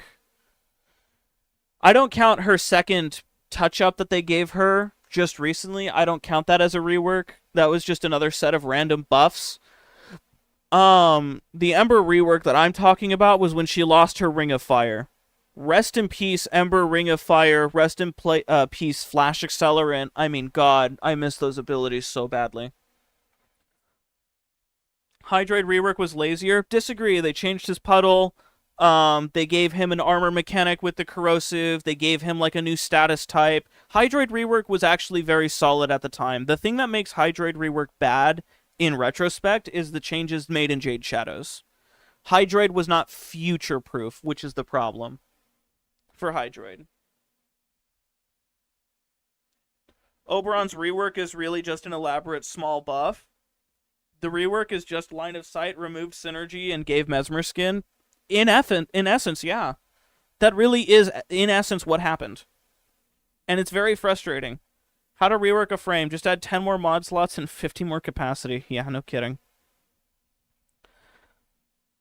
As 4 was gutted and Puddle was more complex than giving me corrosive and armor buff IMO. I can see that and respect it, but I also understand their perspective that Puddle was unhealthy gameplay loop stuff. It was more complex, but it was also really awkward to use, and I personally was never a fan of Puddle. I was not a fan of Puddle. So I can see where they're coming from, gameplay-wise. It was kind of just unhealthy. Because 4 Hydroids could AFK an interception forever, and I don't think that's necessarily healthy.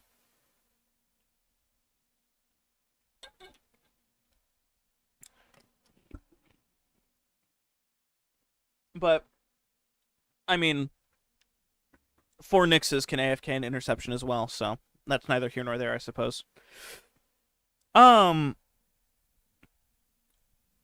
be so completely transparent, and to be so completely honest,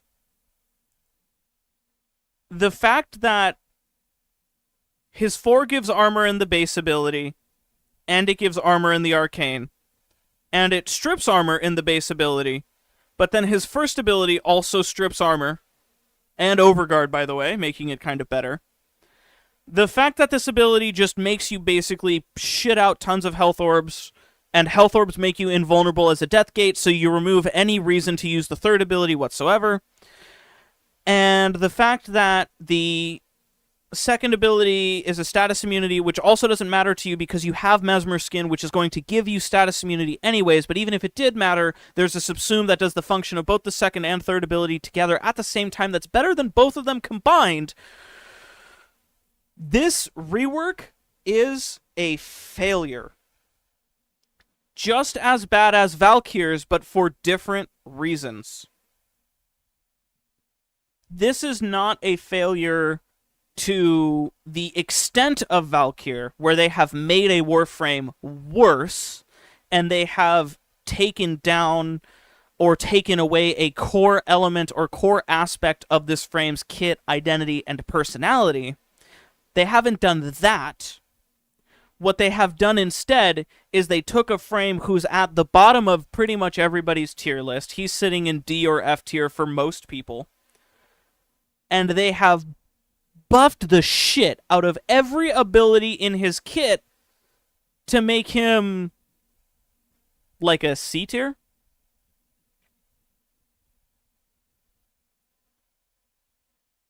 One major issue I haven't talked about is how you get Oberon, which they did not address in this rework.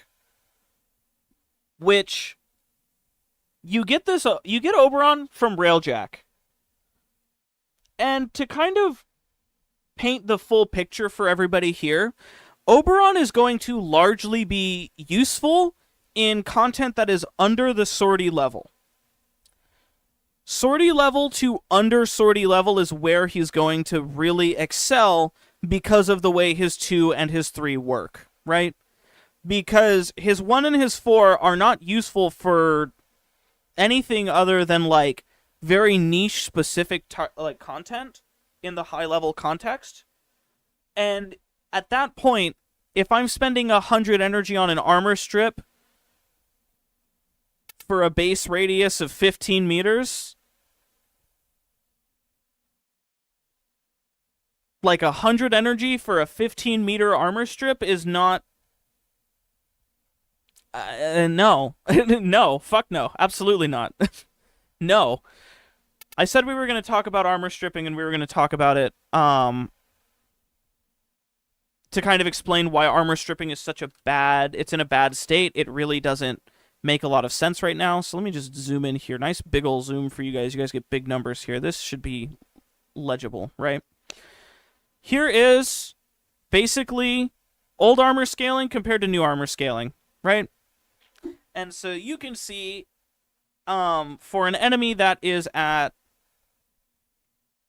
let's see, what are we at? 500 base armor, level 100, with a base level of 4. This is probably like some kind of heavy gunner or something, right? This information here. Enemy armor scaling now, capped at 2,700, excuse me. Previously, that would have been 16,000. The difference in damage reduction is 90% versus 98%. So a level 100 enemy used to have, with this specific stat, 500 armor, level 100, base level of 4, used to have 98% DR. The difference in health multiplier is a 10x health multiplier versus a 56x multiplier. Meaning that for every 1 health an enemy has, currently they get 10 extra. Previously, it would have... Sorry, they get 10 effectively. Previously, it would have been 56 for every 1 health, right?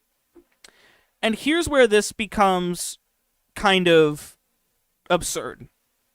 If we start integrating and utilize corrosive, heat, other armor strip, right? And we kind of look at the way things change. Let's just start with 10 corrosive procs and no heat. Well, if we compare these two again, you can see that now the EHP multiplier is down to 1.6. So the enemy has gone from a 10x multiplier to a 67% health increase. That is a difference of 940%. 935 if you want to be pedantic. 935% health difference. The original difference in damage would have taken you from 56 all the way to 12.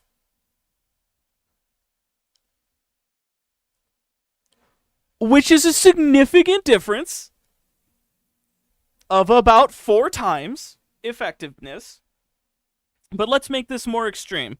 Let's use heat for an additional armor strip, and we can see that the enemy now has less than 40% additional HP based on armor, which is a 960% decrease in effective health. To go from 56 all the way to 6.5 is a 5,000% effective change in health. Chat, why am I explaining this to you? Why am I explaining the differences and the relative changes in armor and the relative changes in armor effectiveness and health tanking and blah, blah, blah, blah, blah? The reason is that currently, right now, it is so low value to strip armor.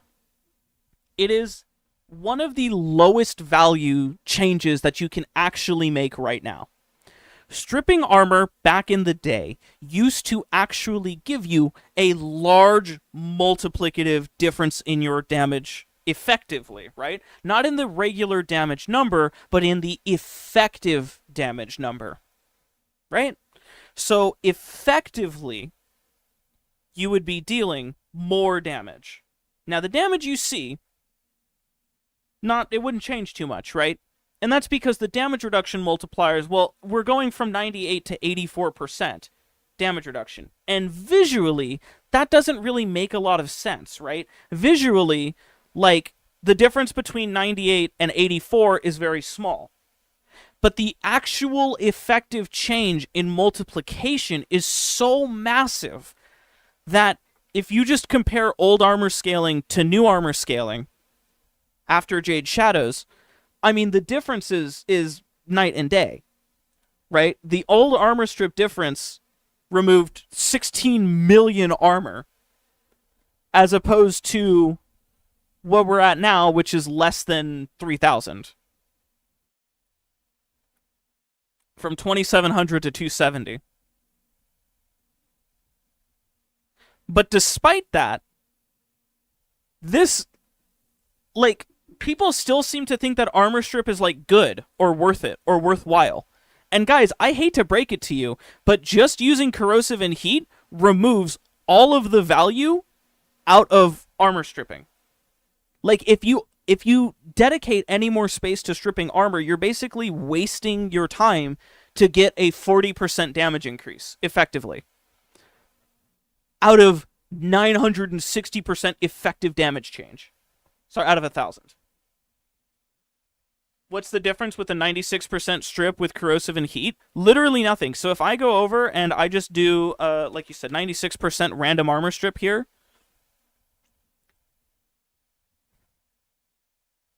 like you basically have changed your damage by nothing at all. Adding a 96% armor strip, if we just add 90 for the sake of making it easy, right? A 90% armor strip, you change from a 39% or 37%, whatever, 37% health increase to a 9% health increase.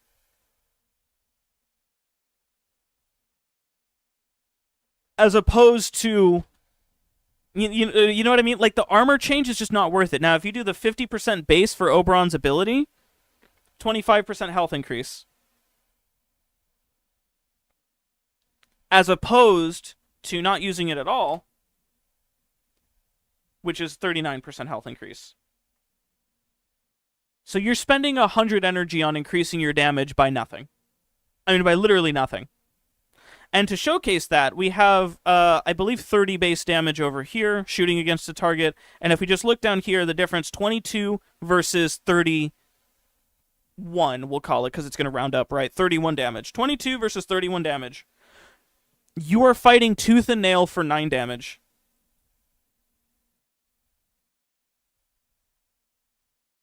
You're fighting tooth and nail for nothing. I mean, literally nothing. Now, obviously, with bigger numbers, the multipliers, like, yeah, the difference is going to be there. But my counterpoint to that is that viral just completely invalidates even fighting for that so hard, because the difference stays the same relatively, right? And again, if we do that 50%, like, oh boy, like 10 damage. Literally 10 damage.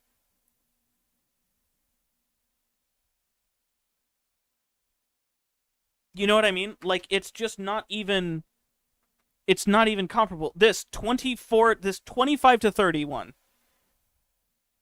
You are fighting tooth and nail for nothing. For no damage increase. Now, again, obviously, smaller numbers, right? Relatively speaking, like, obviously, if the base damage we're talking about is like 1,000,000, right? If we're talking about 1,000,000 base damage, it's just fucking ooga booga. 4.25x versus 10x, but here's the difference, Stance. Here's the difference.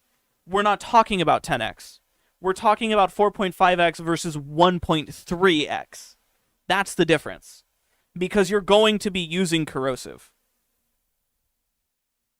You know what I mean? So, like, 4.5x versus 1.4x, not even close. Not even fucking close. Just using corrosive and viral by itself, like, corrosive and viral by itself is going to get you, that's magnetic. Corrosive and viral is 78.5, so 79 damage dealt, right? Comparatively, if we had a 100% armor strip, 30 damage. Corrosive is strip, just use full strip ability. Why? It's worse. You want corrosive for the CO stack for damage anyways. There's no difference. That's what I'm saying. There's no difference. There's no difference. Using corrosive and viral is more valuable than using a full armor strip. By a lot.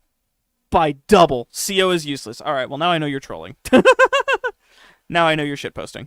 Thank you. It's just not even fucking comparable. It's not even close. Like, armor is dead. Corrosive is just so Corrosive is for free, man. Damage is too fucking high to care. Dude, corrosive is free. It's literally everywhere. You can get corrosive by fucking sneezing. Even a couple of corrosive procs are going to be more valuable to you. Hashtag impact damage master race. That's so true. We haven't seen Noko's ability card. Is Noko the new frame? Is that what you guys are yapping about?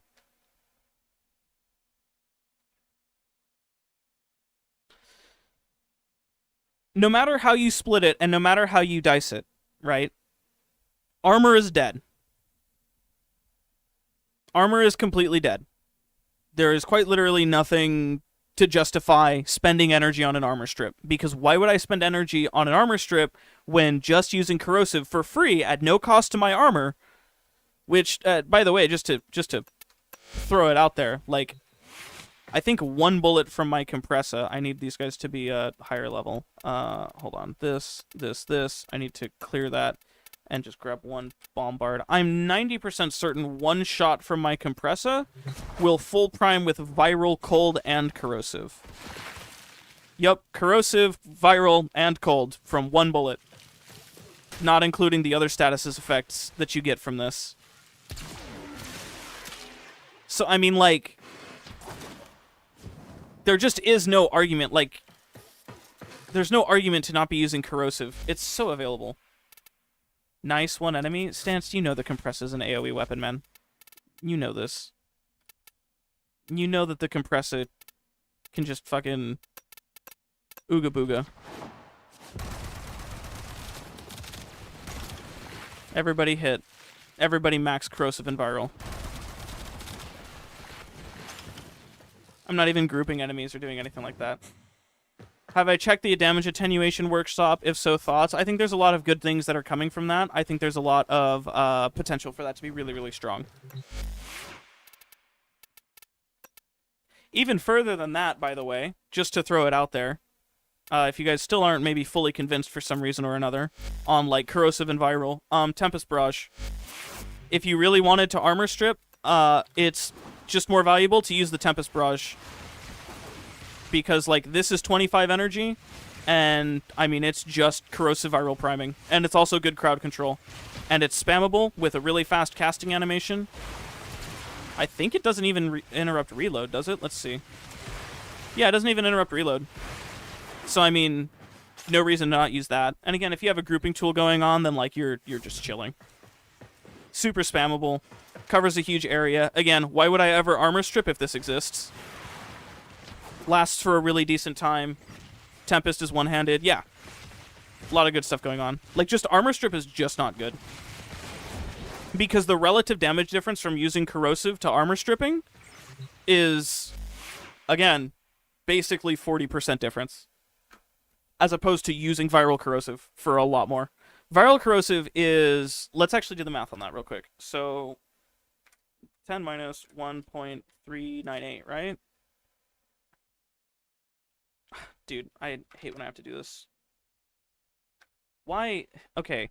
Windows has this really stupid thing where the calculator, like, doesn't function as a calculator sometimes, and I have to go fucking open a thing, and it's just driving me nuts, so fuck it. We're just gonna use Desmos because I did not mean to click that. Alright, whatever. Oh my god. I hate this. There we go. So that is an 8.602 multiplier. So, 8.602 times 4.25 from viral versus 10 times 4.25. So, if the argument is that damage difference doesn't really matter, the relative damage difference here, 36.5 times multiplier versus 42.5 times multiplier. So we can call it 36 to 42. Flashbang truing.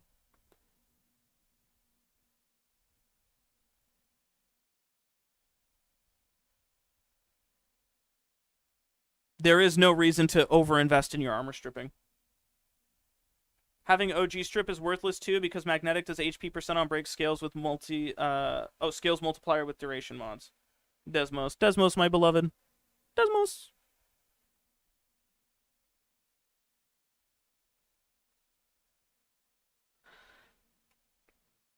Yeah, so that's pretty much everything.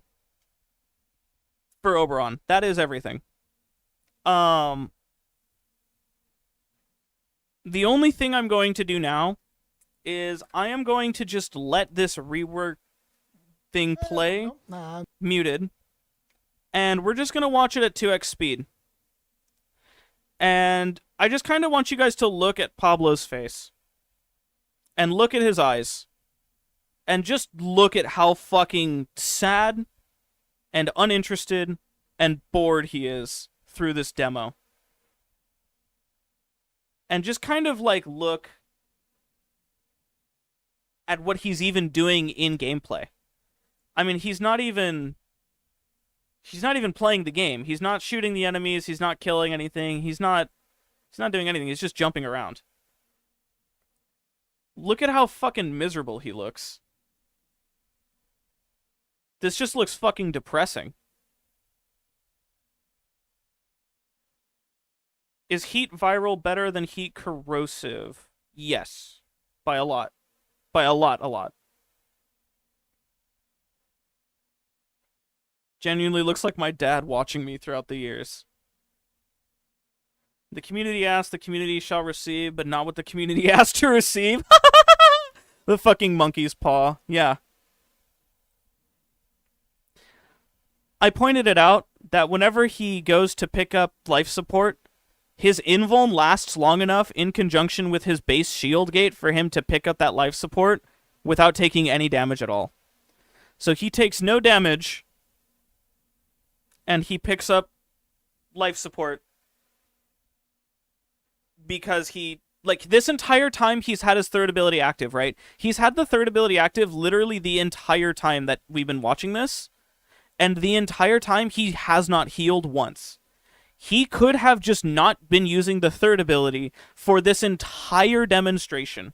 And he only ever showcases him using the third ability heal at the end by literally standing still and not picking up health orbs, not doing anything to forcibly showcase the heal.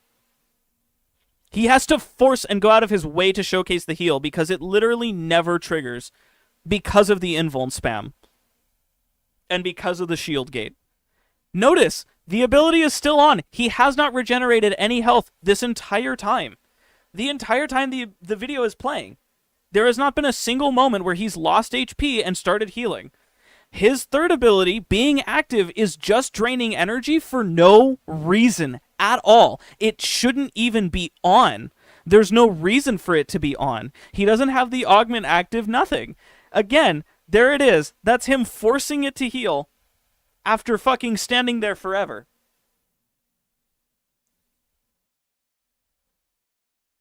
It's stopping energy regen as well. It is. It's actively just doing less than nothing. By the way, him smiling at this point in the video, you see he's finally smiling. His smile here is because he's talking about how he talked about the abilities out of order. And so that was kind of funny because that's not usually how you talk about reworks. That was why he smiled. The rest of the fucking video here, where he's got the dead stare of a man who's just fucking broken inside and doesn't care. Yeah. So, I mean, what else is there to say? I think I've said everything that I need to say about the Oberon rework. God. It took us about 2 hours to get there, but I mean, what a bad rework. What an awful rework. This was the laziest, least inspired, the least amount of stuff possible to have changed. I mean, this is bad. This is just fucking bad. Mesmer Skin passive. He's more embarrassed smiling than smiling happily. I mean, it's a funny thing to talk about stuff out of order. It's you know, I get it.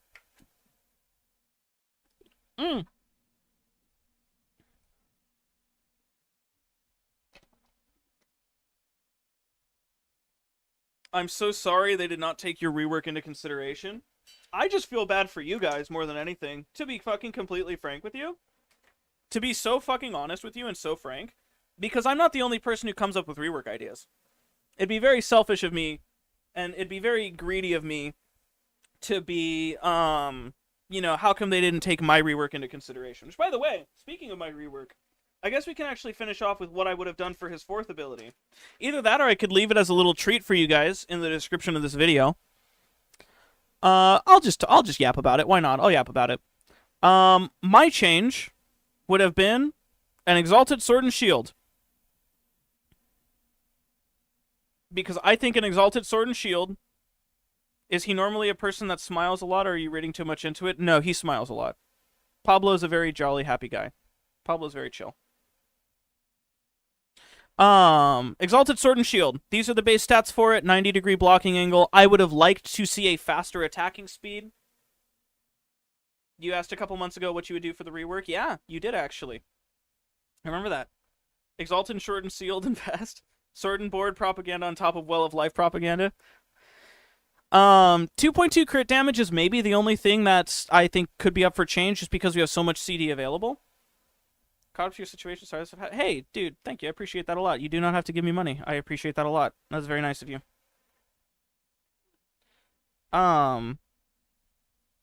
You could make this 2.0. You could make this 1.9. I think 2.2 is pretty fair and balanced. You could do whatever. 25 crit, 25 status, I think is also fairly balanced. This is a total damage spread of 250, as all exalted weapons are. Being puncture impact, I think, is a little bit more interesting because we have a lot of slash stuff. It could be IPS, it could be evenly divided, yada yada. You just do it because why not? I appreciate you. I appreciate that a lot, man. It means a lot to me.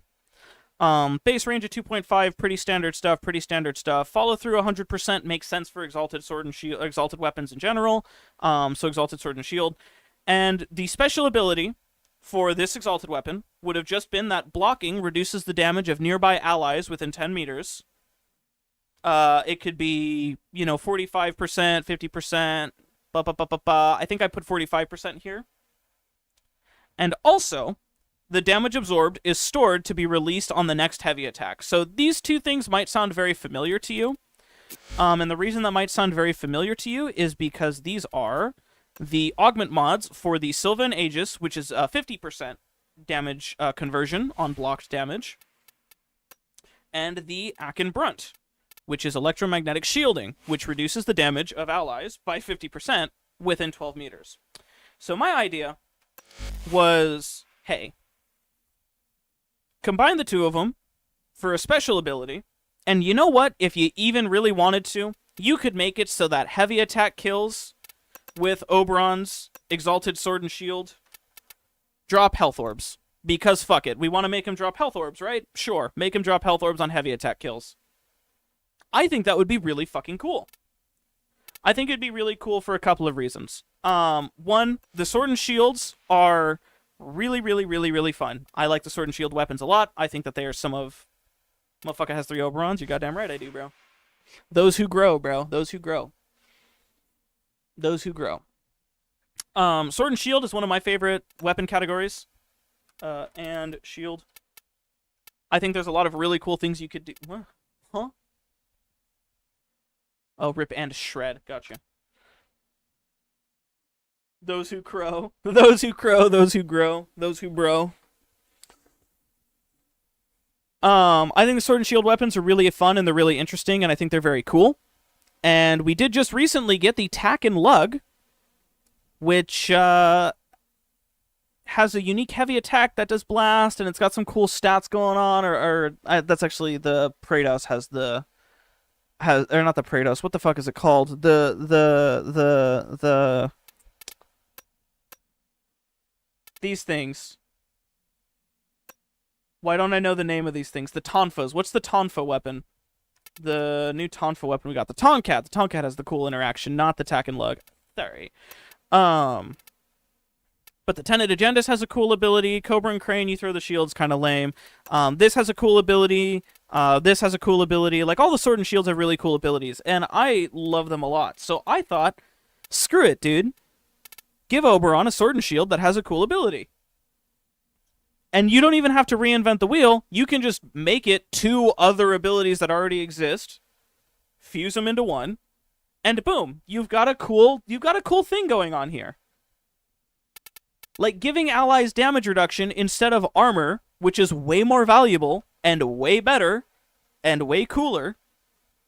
And you can also like increase the range or like make it affinity range or like do whatever. Like you could do whatever to balance it or change it or tweak it however you want, to make it so that like you're able to heavy attack more frequently, and you're doing like maybe it builds combo faster when blocking or something. Like, there's a mod that does that, I believe. It's combo count while blocking. Yeah, Guardian Derision, 30% combo chance while blocking. Like, you could just do cool stuff to like kind of give it the idea of like, oh, he's going to be the ward and he's going to be the protector, so give him a shield. You know what I mean? Like, give him the shield. It makes sense. Make it a big tower shield. I don't fucking know. I mean, like, give him a new stance for it, right? Because let's be honest, the sword and shield stances, as good as there are, there's only 2 of them, and the final hamburger one here is just way better. Rowan? Hi, Rowan. Holy shit. That's a surprise guest feature. What are you up to, buddy? Yeah, the flipping hamburger stance is just kind of final hamburger. Yeah, that's what this it's not final harbinger. This is flipping hamburger stance. Creature feature. Yeah, so that's what I would do for Oberon. Spear and shield would be cool. Yeah, I mean, dude, anything. Make it a unique weapon. I don't really care. And then my thesis is down here. Again, I'll leave this in the description of this video after it's done, after we're done streaming and I upload it and whatnot. My main goal for Oberon is to shift him from his current healer aesthetic to a force of nature without exactly losing the heals, just moving them to not be all that he does. The idea I have is for him to be a Beastmaster Druid thing, channeling animal spirits, you know, unstoppable force of life cycle, blah, blah, blah. Oberon is the king of the Holy Garden. He himself is a creature or beast, and I want his power to feel like he brings the world around him to life, regardless of whether it should be alive or not, right? If you think about the horror of like a stampede or the fact that plant life will overtake even desolate environments given enough time, if you think about the way that life goes on and persists despite what should be unlivable conditions, that to me is Oberon. He is life, and he will live, and he'll use your corpse to nourish his soil and nurture his surroundings, and the way it also nurtures him. He isn't cruel or merciful, he's the protector of the life cycle, the ruler of a holy, mighty garden of life. So that was kind of my thesis going into what I wanted to do. Are we making Oberon into a water bear? I love water bears. Oberon could have been the greatest advertising for Soulframe and Warframe. Oberon is love, but he... and that would have been my Oberon rework instead of what we got. Is to kind of really give into the Garden of Life themes and to give into those kinds of Beastmaster themes, the kind of Druid themes, Paladin kind. Like, I like the idea of mixing a Druid and a Paladin, right? I don't really feel like making him a Paladin. To me, Oberon is a Druid. He is a force of nature. But I also don't mind making him a defensive ward. I don't mind Paladin themes. I don't agree with him being a Paladin, but if he's the protector of the Holy Garden of Life, then, like, yeah, okay, he's got Paladin themes. That's fine. Like, I will concede. And a Sword and Shield absolutely is Paladin theme and Paladin oriented. You know what? Let me show you guys really quickly. Let me take this tab and pull it off screen. Let me pull up Kep's rework, because Kepchup also did a Oberon rework. And so did Nova Umbral before we decided, fuck it. So I believe it's in this folder, not this folder, it's in this folder. Nova Umbral Oberon, yeah, here we go. So there's the Nova one here. Where's the Kep one? Kep had a really good one too.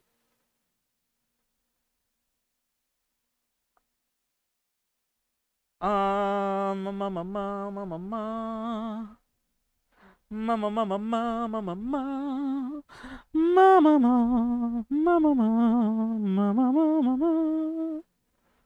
on, I'm changing the color of these to make them a little bit more legible. That is not more legible. That is also not more legible. Okay, that works.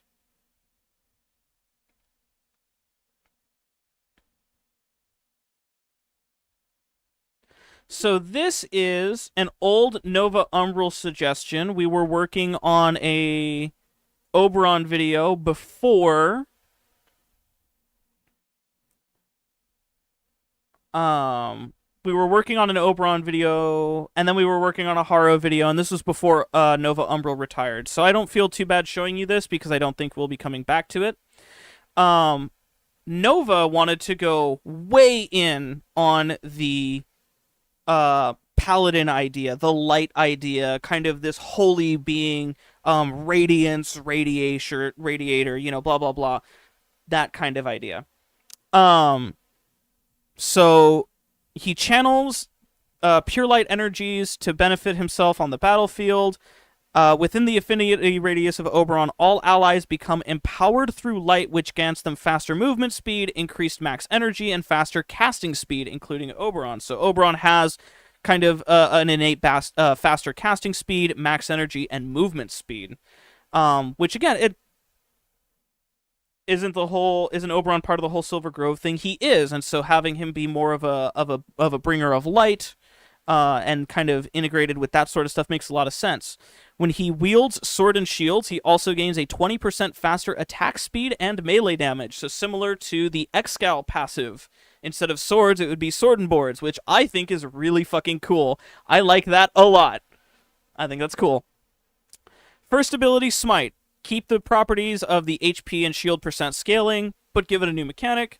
When Oberon smites an enemy, he conjures a powerful orb of immense light and hurls it at the enemy. Smite becomes a duration-based ability when it strikes an enemy, and that enemy becomes charged. It will take damage upon the impact of light orb, and when you kill the enemy, it spreads luminance to nearby enemies. Luminance is a debuffer, causing enemies to take more damage, essentially damage vulnerability. But killing an illuminated enemy, there is a 30% chance it will drop a health orb. This allows Oberon to gain healing, but more importantly gives him and allies a way to make use of orb-generated tools like Equilibrium and Energize. So his idea was to change Smite, again, removing the B things that spawn out, and instead make it kind of similar to what we got in DE's version, right? Where you just cast the ability and it does a little bit of a damage nuke.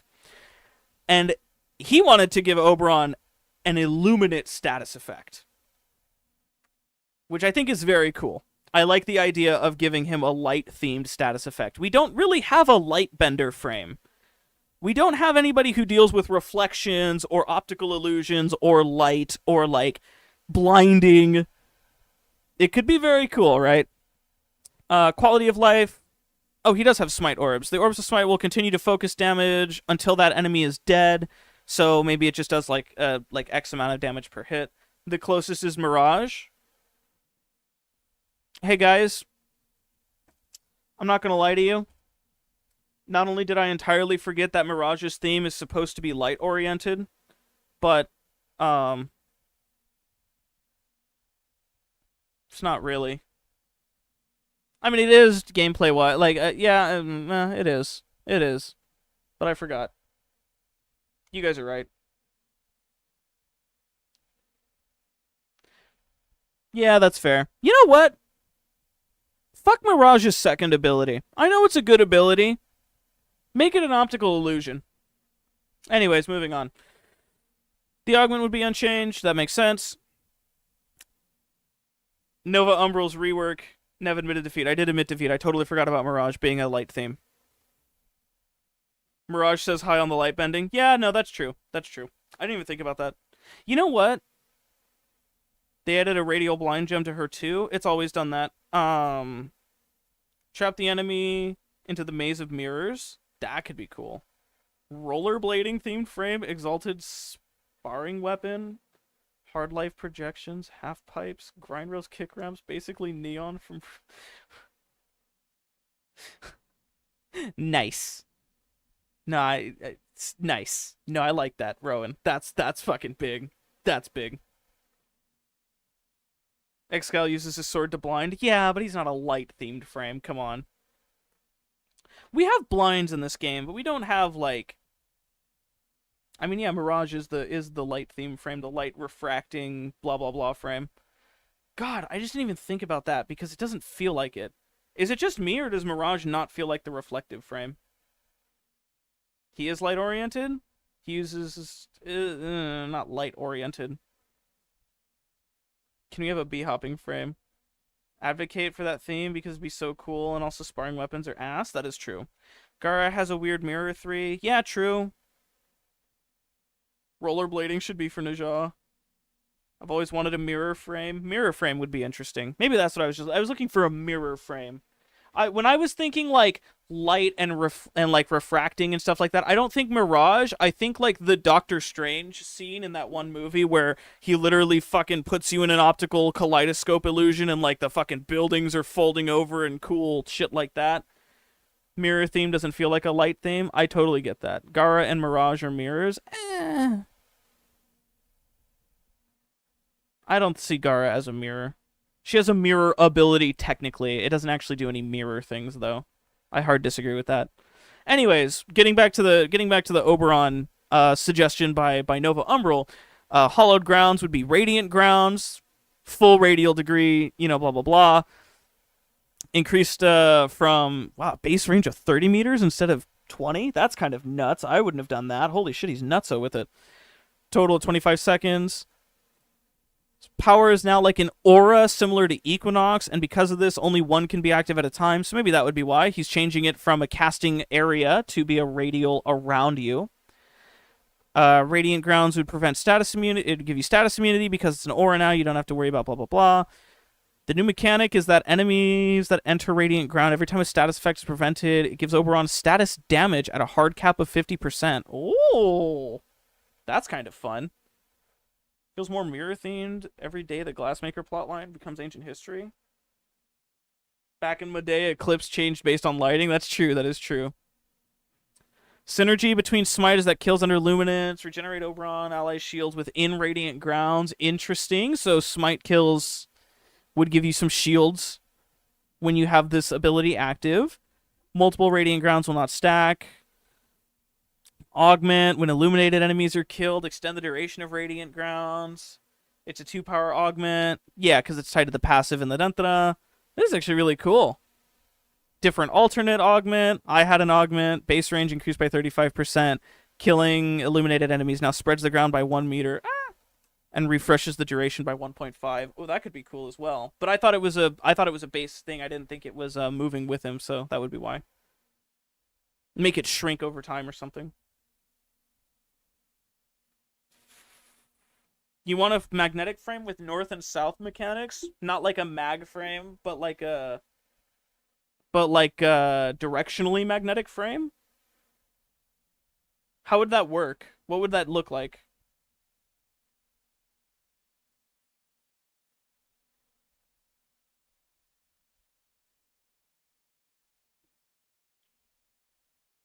I don't know what that would look like. Castile. Steal the mechanics, risk of rain 2, commando frame when? So valid. I mean, yeah, Vengeance Dawn is really cool. Renewal will be completely different. He'd make it a percentage-based heal. No longer higher requirement per ally. Actually, funny enough, Nova Umbral's rework looks very similar to what we got in-game, hey? Vectors. Push, pull, tap, hold mechanics, perhaps? Yeah, I have no idea. We do not need a 4th fundamental force of nature frame. Oh, we do need a 4th fundamental force of nature frame. I feel like we haven't got one of those in a long time. I mean, yeah.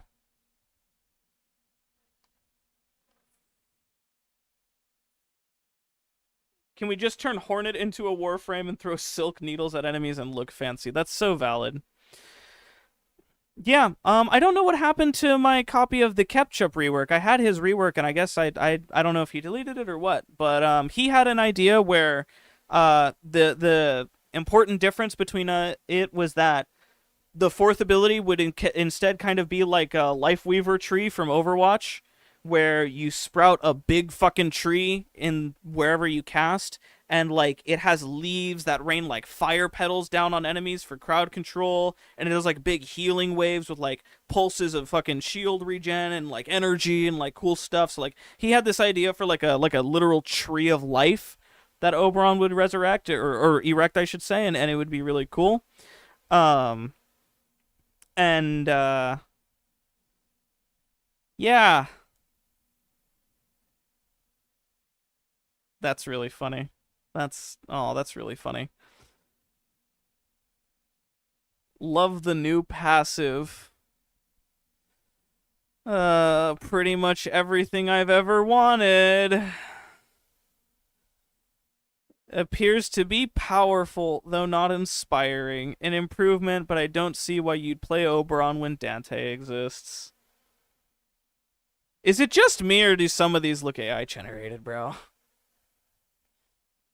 Hop on Deadlock? Dog, I'm low-key gonna hop on Silk Song. What I'm gonna do is I'm gonna end this stream, and this will be just a VOD on YouTube for everybody, and I'll put in those links to those documents that I talked about, the different reworks. I'll see if I can find Kepchup's, and you guys can read his too. And I mean, yeah, that's pretty much all there is to say about the Oberon rework. I'm gonna end this stream and then start another one because I want this video to be isolated. You know, I want it to be its own thing. Are 90% of Warframe players not effectively AI? You know. Choose not to answer. Yeah. This Oberon rework is really, really, really lazy. And I mean, it's fucking lazy. Like, this makes me never want to see a rework from DE again. Because the Valkyr rework was really bad, but at least they did something, right? And I didn't like it. I don't like it. I don't like the Valkyr rework. I will still sit here and I will talk about all the different reasons I don't like the Valkyr rework. I will bring up the examples. I'll bring up those points. But something changed. They did something. You know what I mean? Like, something was reworked. They added something. And, I mean, Mesmer Skin passive is just not it.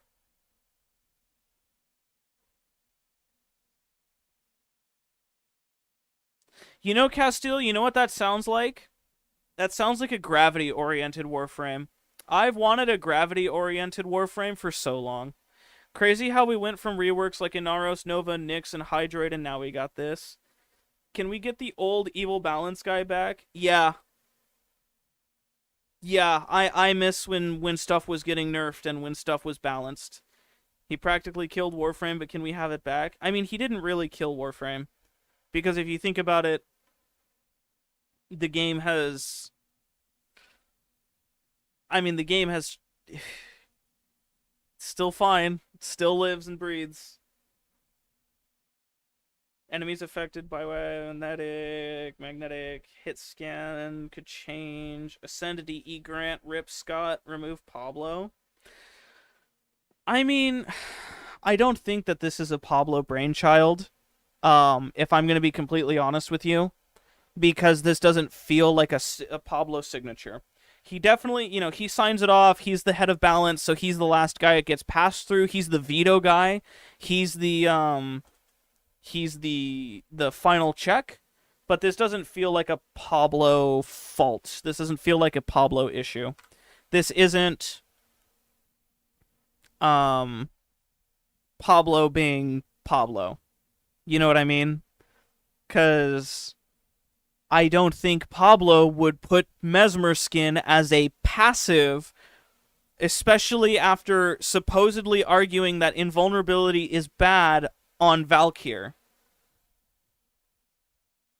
Removes nullifier. Makes every enemy go insane. Yo, you're just yapping about something or other.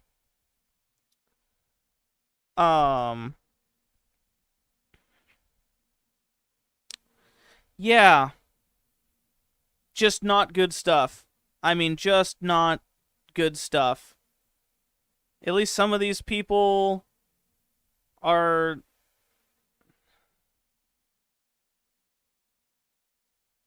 At least people are not full gung-ho over it, but it seems like there's maybe more support than there is concern. I remember I was browsing and perusing around the YouTuberton, and I think there was a tactical potato that... Tactical potato. There was a video that he made that just... Yeah, this here. This thumbnail. This thumbnail... Like, this sort of content. I am judging the video by the thumbnail. I haven't watched any of it because I haven't watched Warframe content in a long time, you guys might notice some maybe meme tier similarity between this current thumbnail and videos of this nature. I'm much more interested in this kind of video, by the way.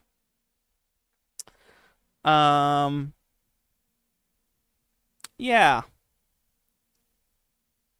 What was Hollow Knight like on release? Let's see, I'm curious about that. Write some essays. I'm politely begging you to write non-fiction. Performative male final. See, that's a good thumbnail. That right there, that's a David Achu, that's a good thumbnail. Performative male final boss really caught my attention.